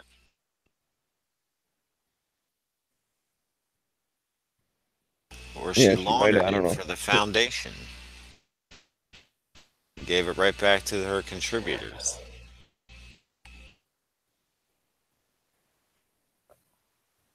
Yeah, I don't know. I think part of it, I really do think that they like were sitting up at night cackling, just going like, we don't gotta do shit. Like we got this in the bag. What? Go talk to guys in Pennsylvania? Who the fuck cares about them? Ain't going to Ohio. Oh, come on, Wisconsin. Give me a break. I'm not going over there. Like, who cares? That is also probable. And that's when the entire Rust Belt freaking turn Trump. She's like, oh, whoops. I mean, I saw a thing that they were But then saying she like, pandered to like the fringe on the left, and right, then the people that even like most I like, don't know what the people in the middle like. I don't know how she won the popular vote. well, just It was the it's lowest more Trump voter lost turnout. the middle. You know what I mean? Like that's where she didn't win over the people in the middle. It's just more the people in the middle were like, he's crazy and she's just like regular crooked. But we're used to regular crooked, so who cares? Yeah, like, and they're not gun people, so they're like, well, we're not even paying attention when she's talking about guns, and it doesn't Yeah. come up in our Facebook feed. We're just Well, it worried just about like women's health and women first. And what amazes the me fuck is all else. these states doing the gun stuff because everything that I've heard like analyzing this stuff, like a lot of the battleground states that she lost, like the people given like the exit polls or whatever, the reasons were her stance on guns. Like she lost because of being anti-gun. And Oh, yeah, now like I know it definitely hurt her, and it definitely hurt her toward the end. Like, I don't know why she came out and was like, "Oh yeah, Australia-style gun confiscation is on the table." well, here's the thing, and it's the sad thing about it is it kind of is on the table right now and freaking Yeah, Trump's in office, but that's right. it's state level. Like I really don't think a federal assault weapons ban will go through. It might. I'm surely going to fight it. I mean, I know it exists. They introduced it. Well, I'm not sleeping on it. I'm predicting a federal level won't go through. But state level ones, dude, the states are kicking our fucking ass right now. Yeah, I just feel like Florida, Illinois, Hawaii, they're all like I mean, the Florida shit's already done, right? It's already through. It's already signed. Like, we're fucked. Oh, you're 18 to 20 years old? Fuck you. You don't have any rights. Talk to me when you're an adult, when you're 21. Like, you shouldn't be allowed to talk. Like, oh, you're not 21 yet. You're not allowed to talk. right. Fucking voting. Hell no. Yeah, where's Sean at? Is he still in the comments? I wanted to talk to him about his. He had an idea of I would I would compromise. Yeah, I would compromise restricting the age limit to 25 to buy a firearm if we could get the NFA repealed. Hmm. And I was like, no. What are you're gonna take care of your kids until they're 25 because they can't take care of themselves, obviously. You're not going to be able to become a police officer. You're not going to be able to. And he said there would be exemptions for stuff like that, but that's unrealistic. Well, yeah, like even the 21 thing, like you can still join the military, so then you're good to go. Because they always exempt military and police. And So dude, I mean, there's there can be an 18-year-old millions. police guy or whatever. Like, I feel I might not have been fully responsible at 18 to go out and buy a gun because I didn't grow up conservative like that, and I didn't grow up in a hunting family or anything. But there's literally millions of teens that turn 18 and buy their first deer hunting rifle or their first shotgun, Well, and that's and fucking they're perfectly fine their whole lives. yeah. My dad bought me a shotgun when I was like 14, and I kept it in my room. Like it was mine. Yeah, He bought it from the store. Like I picked it out and was like, "This is the one I would like for you to get me as a gift." And he got it for me as a gift, which you're totally allowed to do. And yeah, I didn't have any fucking problems. So that's the thing is for people that like, and I've actually heard this is like it's not that big of a deal because like for some kid who's 19 or whatever, like he should just have his dad buy him a gun and then just like give him the money. Like basically they're saying like family should just straw purchase and like not say anything about it. And I'm like, first off, like that's not a good solution. It's like I don't care about this law because it's easy to break. No, fuck that. I don't condone that. But either way is there are some people that like they don't have good families. They turn 18, they move the fuck out. You know what I mean? Like Right. I was lucky. And if you're a I got single along with mom, my family. I lived there. I commuted when I went to college. So I lived at home all through college. if you're And a then I single fucking mom got a or good job and bought a house. Like, disabled female or something, and you want protection, and you can't have it until you're 25, or let's be more realistic and say 21, instead of going with Sean's crazy idea. Yeah, you can't. You can't do that.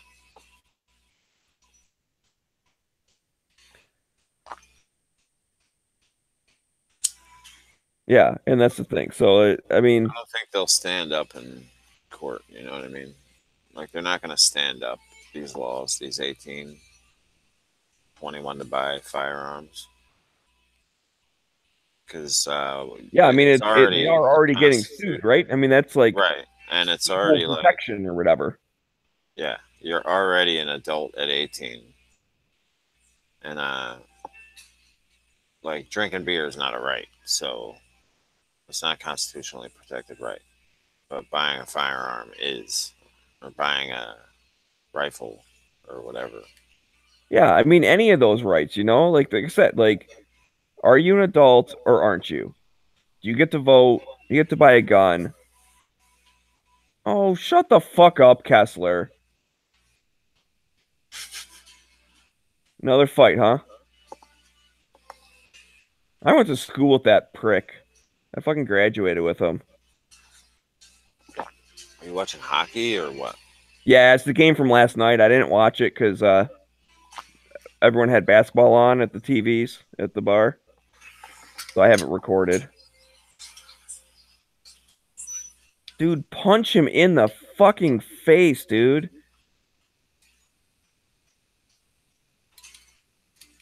My buddy beat the shit out of him once. You can too, Mantha. Let's do it.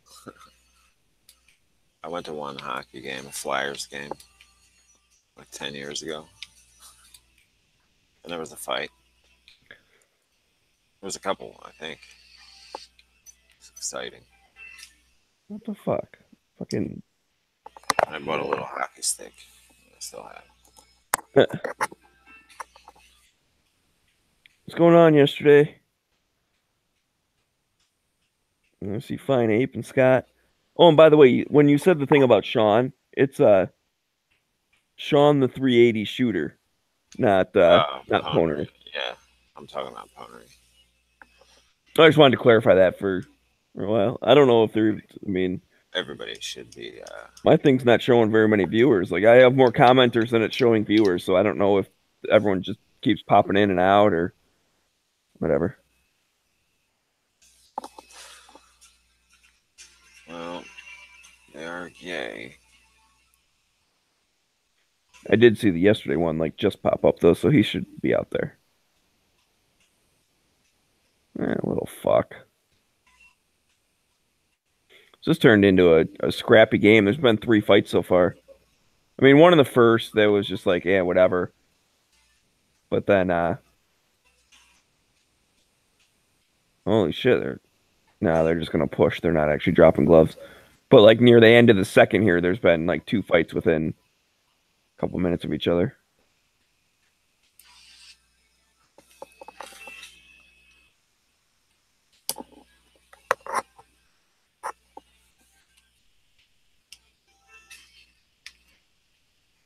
Come on, there's 9 seconds left in the period. Just fucking go take a break.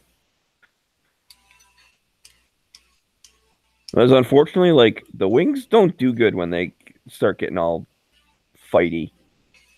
Like they're not that scrappy. I mean, actually, they are more now than they used to be.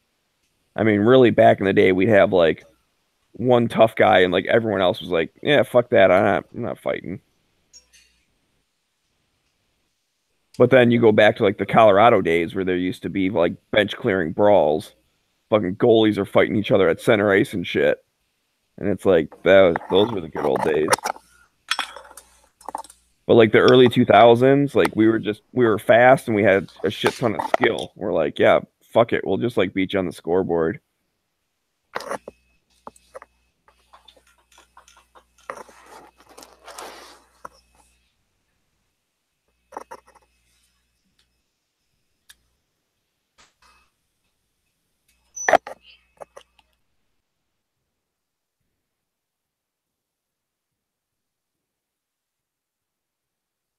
But anyways, guns are fun.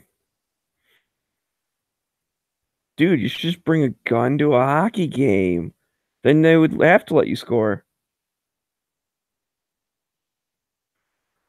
Except from a movie.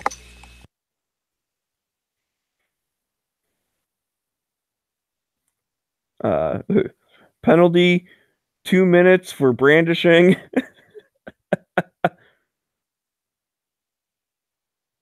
It's a 5-minute major for negligent discharge. That's like Mutant League hockey. You ever play that game for like Sega? Yeah. Like fans are throwing chainsaws on the ice and shit, crowbars and baseball bats, and and it was like the zombies versus the aliens or some bullshit.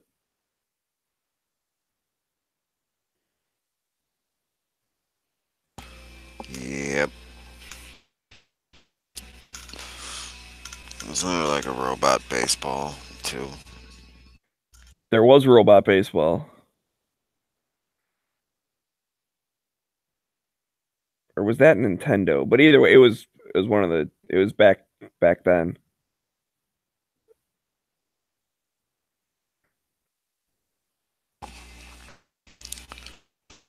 So I've been seeing all these AR pistols with vert grips on them, and I'm wondering what's up. What up with that?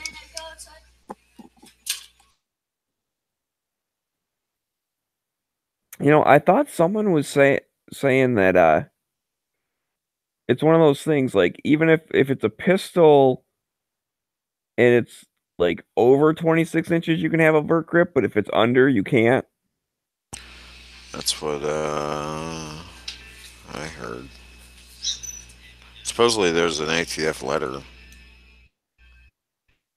but I don't know what it's for. I don't know if it's for a specific, like the Magpul AFG, or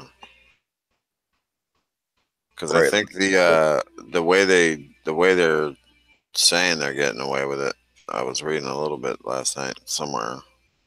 Was that the ATF defines a vertical grip as 90 degrees. So anywhere off 90 degrees is Oh. angled. Oh, so And you can then, make one that's like 89 degrees and be fine. yeah, like the BCM one it's a vert grip, but it's slanted a little. So it's basically like 88, 85 degrees or some shit. Hmm. 'Cause I mean, I've seen just like the regular like fucking like the triangles and shit. Those are like clearly not vertical. Like the hand stop type triangle things. Yeah, let me on my grams and see if it's working. Yeah. It wasn't working earlier.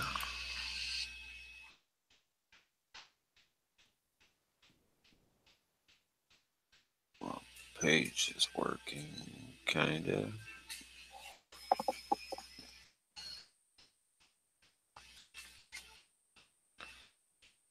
You do take some damn good pictures.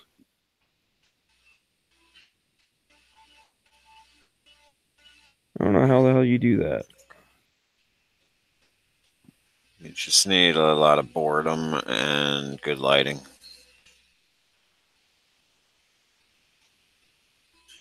I think that's what it is. I think that like I don't really have good light most of the time. If But I mean, you even get, just like the way you set the stuff up, it's just it's very like artistically pleasing. well, here's one that's not so artistically pleasing. Yeah, You that's see how see, it's like that's like angled a something I little? would do. You see how it's angled a little? And it's not so good show up in that picture. God, take better pictures. I thought I passed it, but it wasn't it. It was a different one. I mean, I believe you it's angled, but I couldn't tell from that picture. I just saw a blob.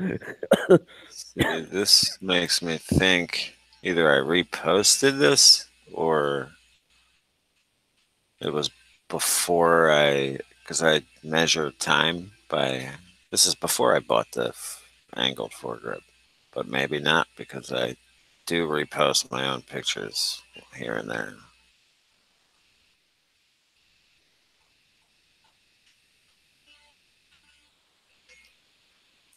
Oh, there you go. So it's angled ever so slightly. Mm-hmm. That's how they're getting away with it, I think. Well, that's one of the ways I heard. So we'll go to what's his face? Oh, this guy's name. Suddenly can't remember. Just look at my feed because he's usually in there.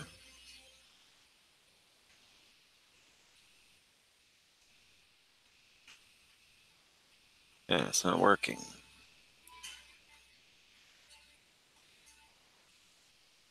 And I have to do it over.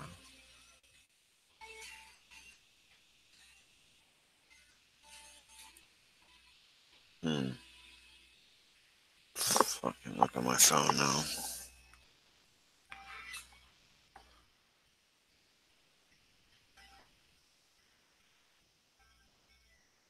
Yeah, I had trouble pulling up Instagram on my computer. I kept saying like, blah blah blah, like too many redirects, like try clearing your cookies or something. I'm like, dude, I don't want to have to log into everything again. That's fucking annoying as hell. Yep. And hey, I don't. It just kind of reminded me of that. Like my icon is still the cartoon, but in here it went back to the picture. That's weird. So, Of course, he's not in the feed. When you need to know someone's name.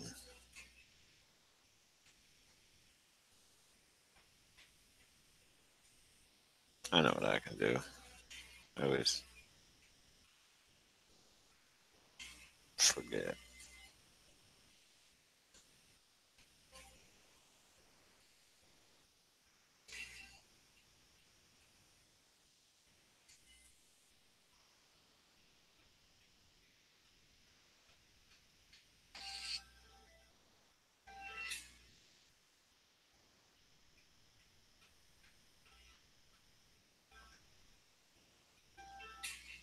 Nope.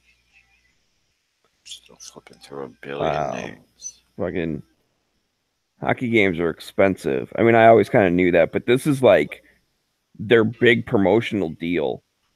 $99 fan pack, 2 tickets, and two $15 concession credits, which is like each person gets a beer. But like that's like their big deal is like, oh yeah, for $100, like 2 people can go.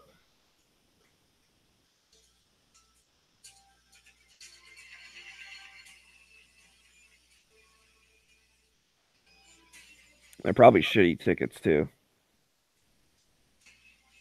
like way upper bowl.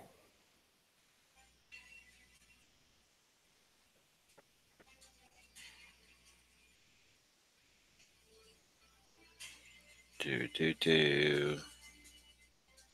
Find your shit yet or what? Dude, it's taking so long. I don't even remember what the hell you're looking for. Something about grips or something? Yeah.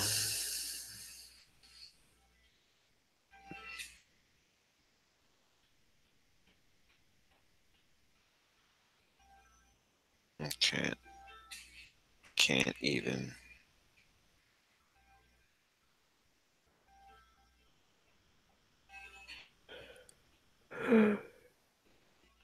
Oh man, god damn it. Oh, that smarmy little fuck. Damn it. Damn Fuck you, it. Kessler.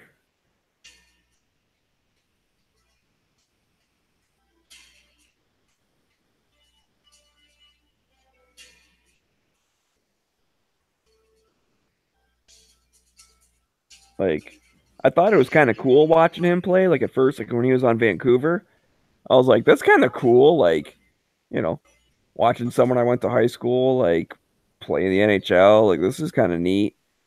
And so I was like half rooting for him. And then, like, he's like I said, it was always kind of a dick even in high school, but it was still like, yeah, whatever.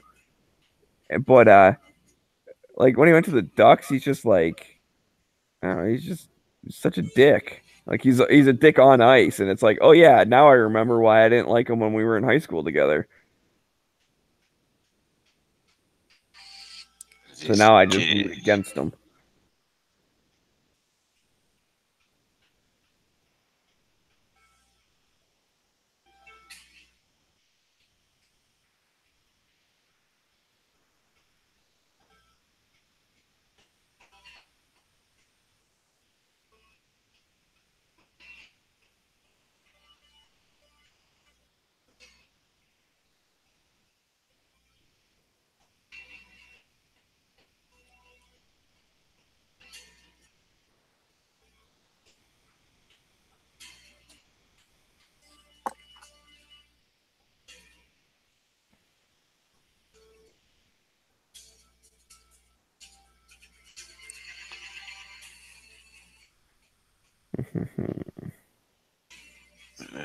this is ridiculous. I Now, agree. now I'm going through my followers, and you'd think like this person would be at the top, near the top, but the rest of these fuckers. You're going through your followers, not like the ones you're following? No, the ones I'm following. Okay. I was gonna say you probably have way more people following you than you follow, right? Yeah.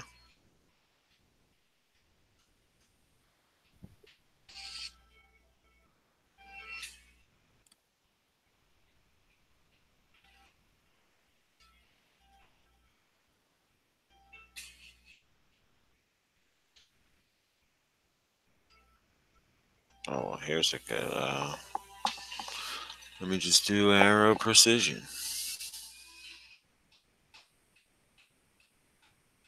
Meow meow. And that one's not even angled. I wasn't even looking for that. Mm. So why is that? I have one. It's a question. Is it over 26 inches? I don't think you should be measure boomstick. Derp. Derpity derp. Anyway, that one's a mind boggler to me. And then we have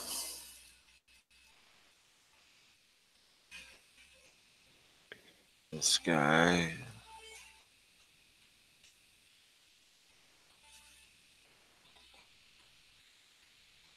Like this looks long enough, I guess, to have that.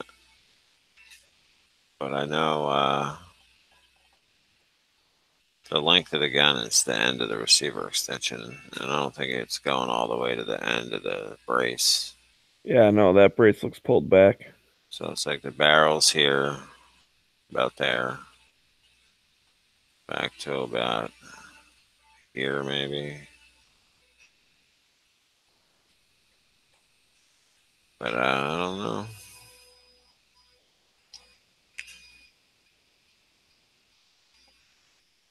So this is my plan basically for mine is get one of these new SBs, SBM4, and put a light up there. One of them ProTech, whatever, streamlights. And then, yeah, I don't know if I could put that vert grip on, but apparently Arrow Precision and this guy aren't afraid to do it, so there must be something going on. Something they're not telling me. Mm. I don't feel like reading the laws. That's due diligence, and I don't have none. Yeah. I'm gonna quick Google search it right now just for the hell of it.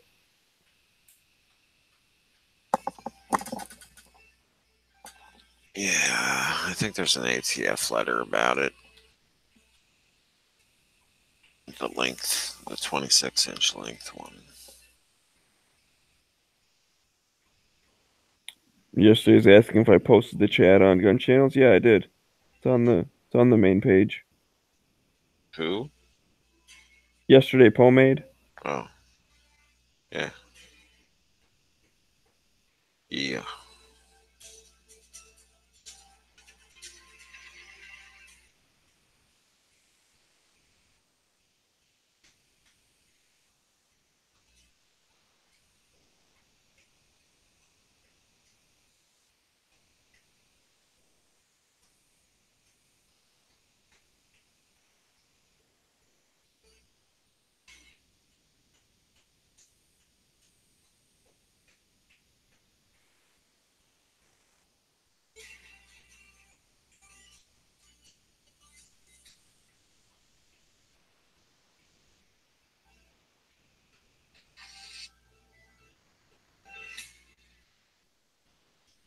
Blah blah blah. Yeah, this article's all about like for people that don't even know what the hell an AR pistol is.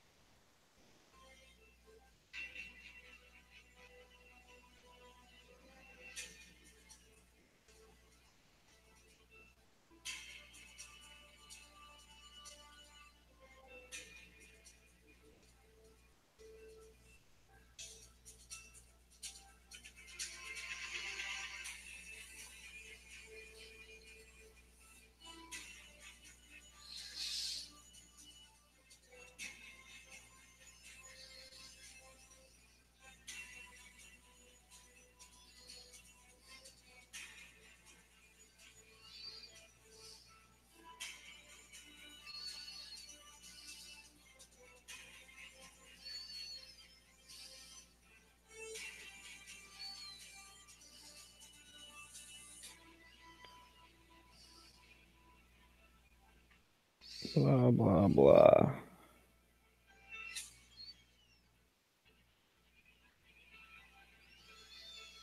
For the foregrip part, I mean, I saw in the Google summary they were talking about vertical foregrip, so now I'm trying to get into this shit.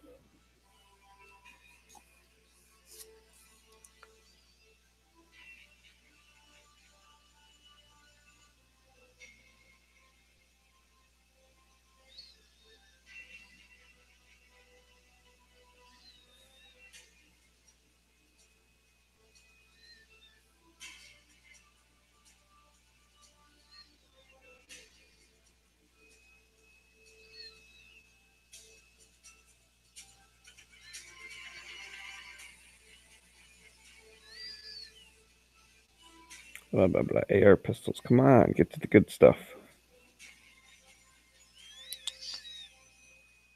FFL's May 2006 open letter adding a vertical foregrip to a handgun is defined under federal law to mean a part of a firearm has a short stock.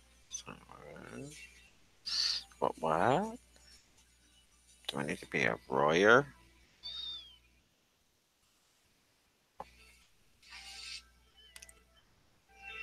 Download a PDF. Fuck you.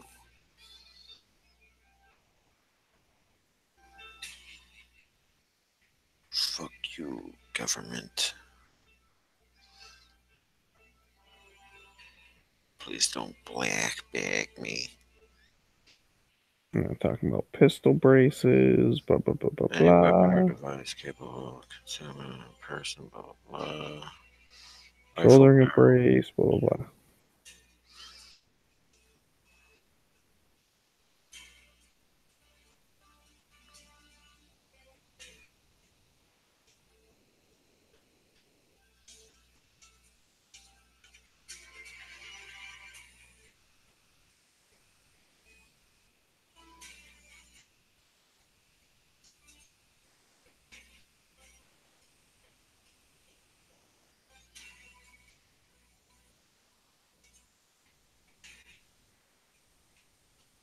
Here we go. Finally. Other AR pistol no-nos.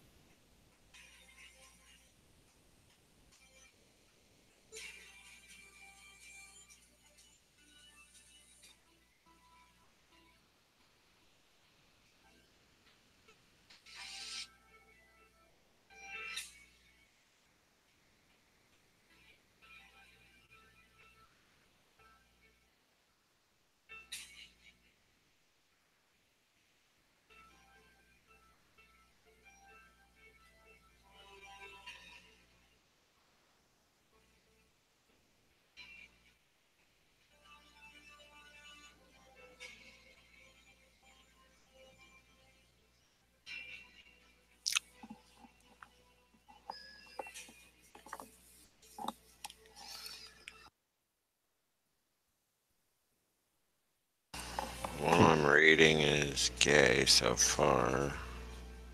This is like a pretty good article, but it's not like it's a very good article for someone who's like never heard of an AR pistol before, which I'm sure there's plenty of people out there like that.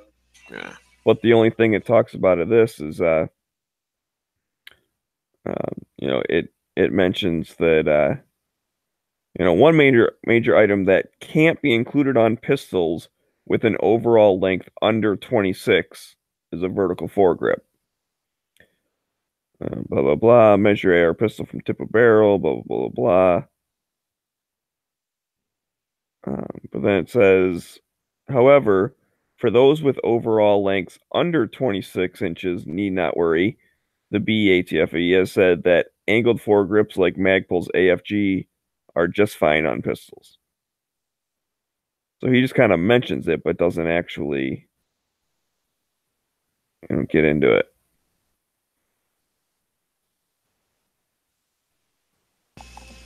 And that .gov PDF I downloaded was just explaining the NFA's definition of a vertical foregrip on a pistol.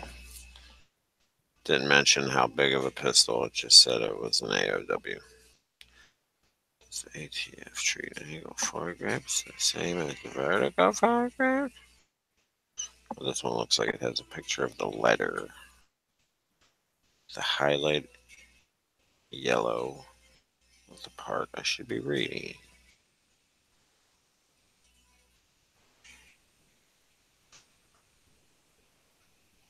This is like some guy's letter. His name's blurred out.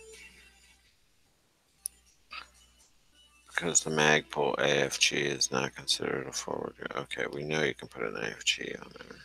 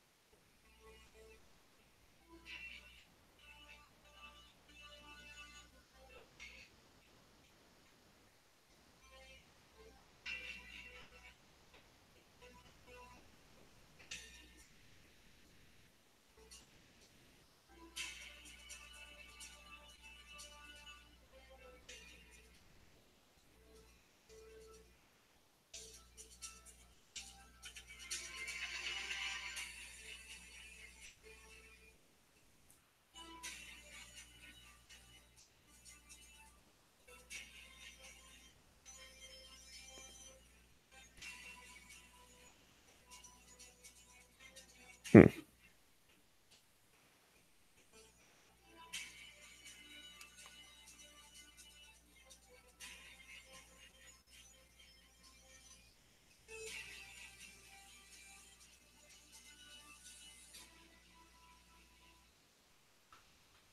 That's the question I have, is the question this guy asked.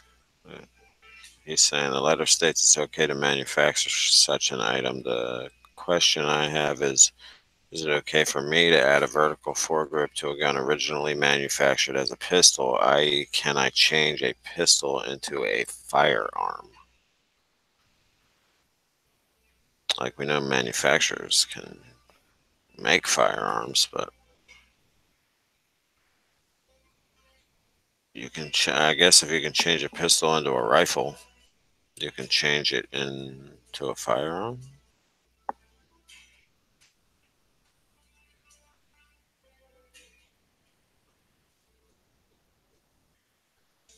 This one guy from Michigan. It's probably Talking potatoes. shit. His name What's is up with Dub this C. 26 Hicks. bullshit? Like in Michigan, at least any weapon made to fire without a shoulder stock that is greater than 26 inches long is a firearm, not a pistol. So technically, an AR pistol with a greater overall length of 26 inches, even if the barrel is less than 16 inches, not a pistol, it's a firearm and perfectly legal to put an AFG or a VFG on. So in Michigan, it sounds like, again, it's another questionable area because your registry. What happens when you change a registered handgun into a firearm? Well, there's no way that I know of unregistering something in Michigan. Right.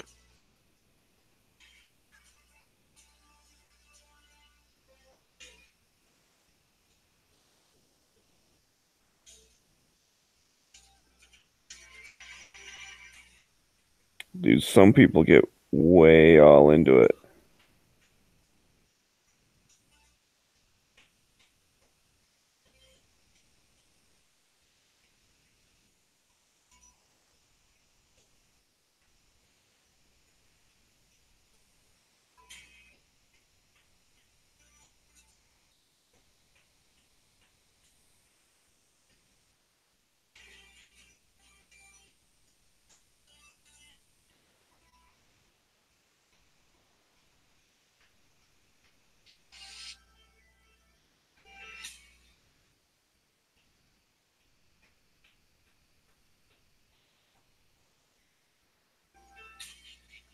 This guy's saying there's no such thing as a pistol lower. It's just a lower until completed as a handgun or long gun.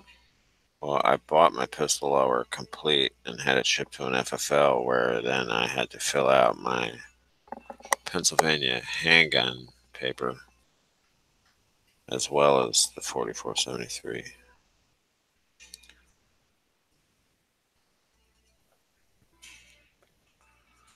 Right. I mean, that's the thing that you got the whole like rifle, pistol, other, right? Isn't that like Yeah. those are your options? And that's important because if you convert a rifle into a pistol, you've just made an SBR. Yeah. Or even if you took the stock off and changed the buffer tube, it would still be illegal because you can't convert a rifle into a pistol. Right. Once it's a No, rifle, it's other always a way. rifle. Which is so fucking dumb. Gay. In this day and age when stuff like swaps out super easy, like I mean that was written back in the day when a rifle normally was a big wooden stock and whatever, like, some bolt action thing or something. So yeah, it's like you take a rifle and you like cut the thing off and be like, "Oh, this is just a pistol." Like that's the whole like sawed off shotgun thing. Like that's what they're trying to avoid is people cutting down like rifles they already had.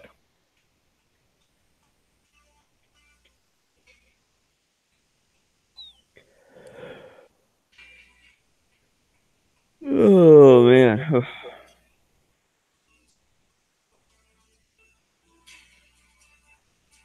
I wonder if you might get somewhere by looking up like the law that says you can't have a vertical hand grip on a pistol. If there'd be some definitions in there.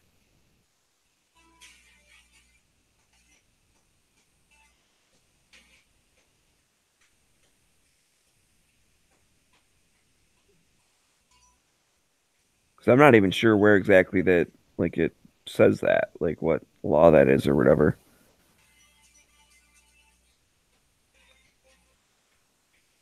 What law? The the one that says you can't put a vertical hand grip on a pistol. Oh, it's what the hell is that? PDW. Whatever. It was some DOJ.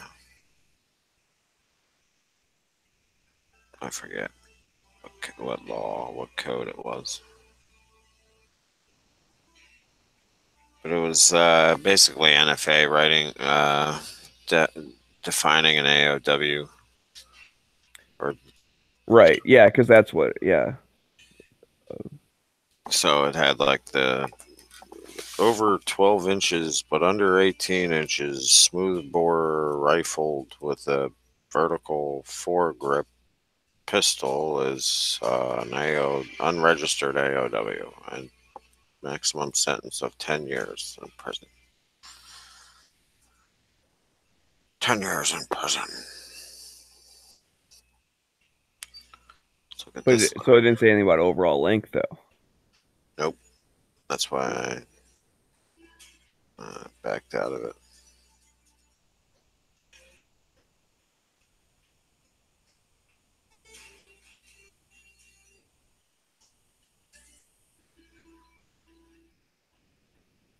For your information, federal law currently does not define vertical foregrip.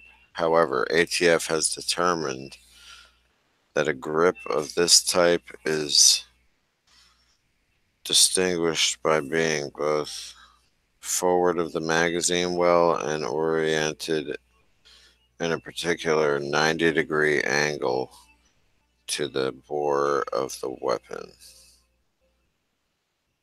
Relative position of the grip around the weapon's bore would not change this determination. So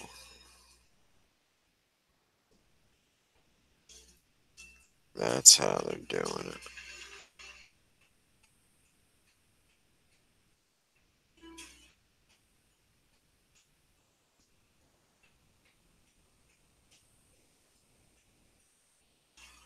Still seems kind of iffy.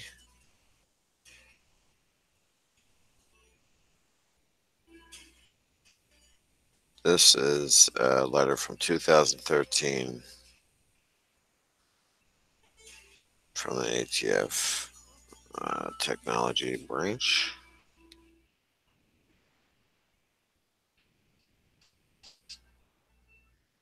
Back out of that. BCM. Anyone using a BCM? That's the one I just looked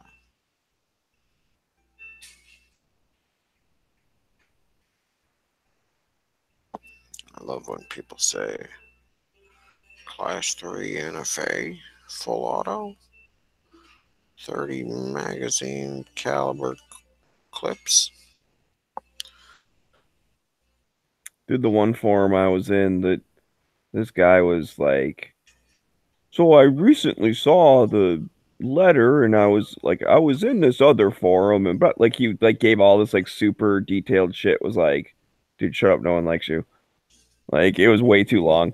But then he's like, and I told them on the other forum that I'm gonna write the ATF a letter to clarify if I can put a grip on a thing, or it's like, and they were all basically like, dude, just quit fucking writing them letters. Like, that's how the ATF just goes, you know what? Fine. Fuck it. Grips aren't allowed. We don't care. You know what I mean? Like, it's like the brace thing. Like that. I truly think they were just getting so many people are like, can I put this brace on my shoulder? Yes, you can. Can I put this brace on my shoulder? Yes, you can. Can I put this brace? No, you can't. Fuck off. And everyone freaked out. We're like, oh shit. Yeah. And so that's what the same kind of thing as they're like.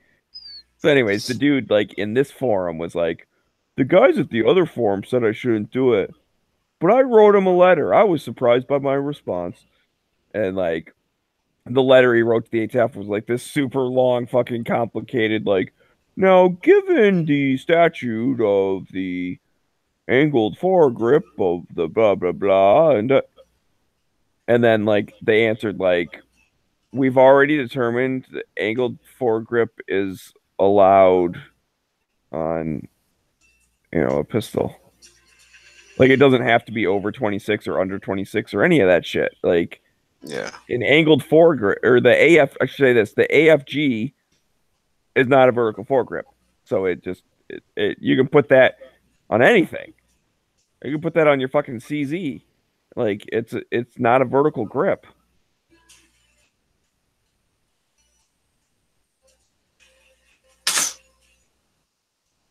Can I install a vertical grip on my pistol horizontally? I'm not even clicking on that. Well, here's the thing, like it sounds weird, but you know what he means is like out like at the side. Yeah, Like as a like fucking a street sweeper, like some kind of Gatling gun. well, and that's okay, so here's the thing.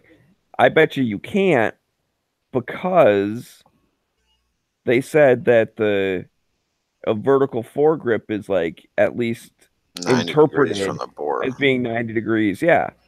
So, So yeah, even if you I put it on think. the side of a quad rail, it doesn't count. But if you angled it back, like, well, here's what I was thinking was like the AKs with the donkey dicks, right? Yeah. Like, could you make an AK pistol and then use that front handguard? Like, I guess you probably could, right? Because it sweeps back. I think you can. And I'm not sure why they didn't define it because the one thing was comparing it, the ATF was comparing it to the angled foregrip on a Tommy gun.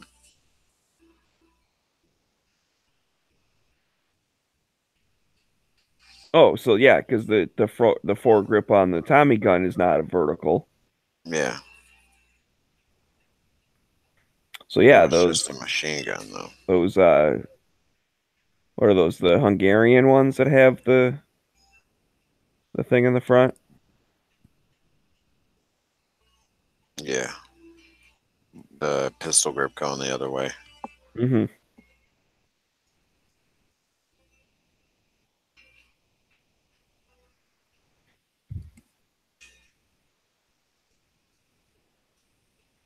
And then isn't there one where like the wood is actually all like curved out and kind of sweeps back too? Yeah, I think that's the one of the Dracos, but it was like there's a thumb hole or something. So I think it would count as an angled thing. Oh, I don't know. They don't I'm have a getting fucking definition tired, for. man. They don't have a definition for foregrips with thumb holes. So can't really enforce that. It's kind of like that Hera Arms, that futuristic looking stock set. Oh, hello. Her arms. That foregrip is kind of like a one piece D shape, so it's kind of like a thumb hole foregrip. And people have been putting that on pistols, I think. And then the SBR, and it looks like a future gun. But it doesn't, it's not right unless you have one of the D60s on it, a drum mag.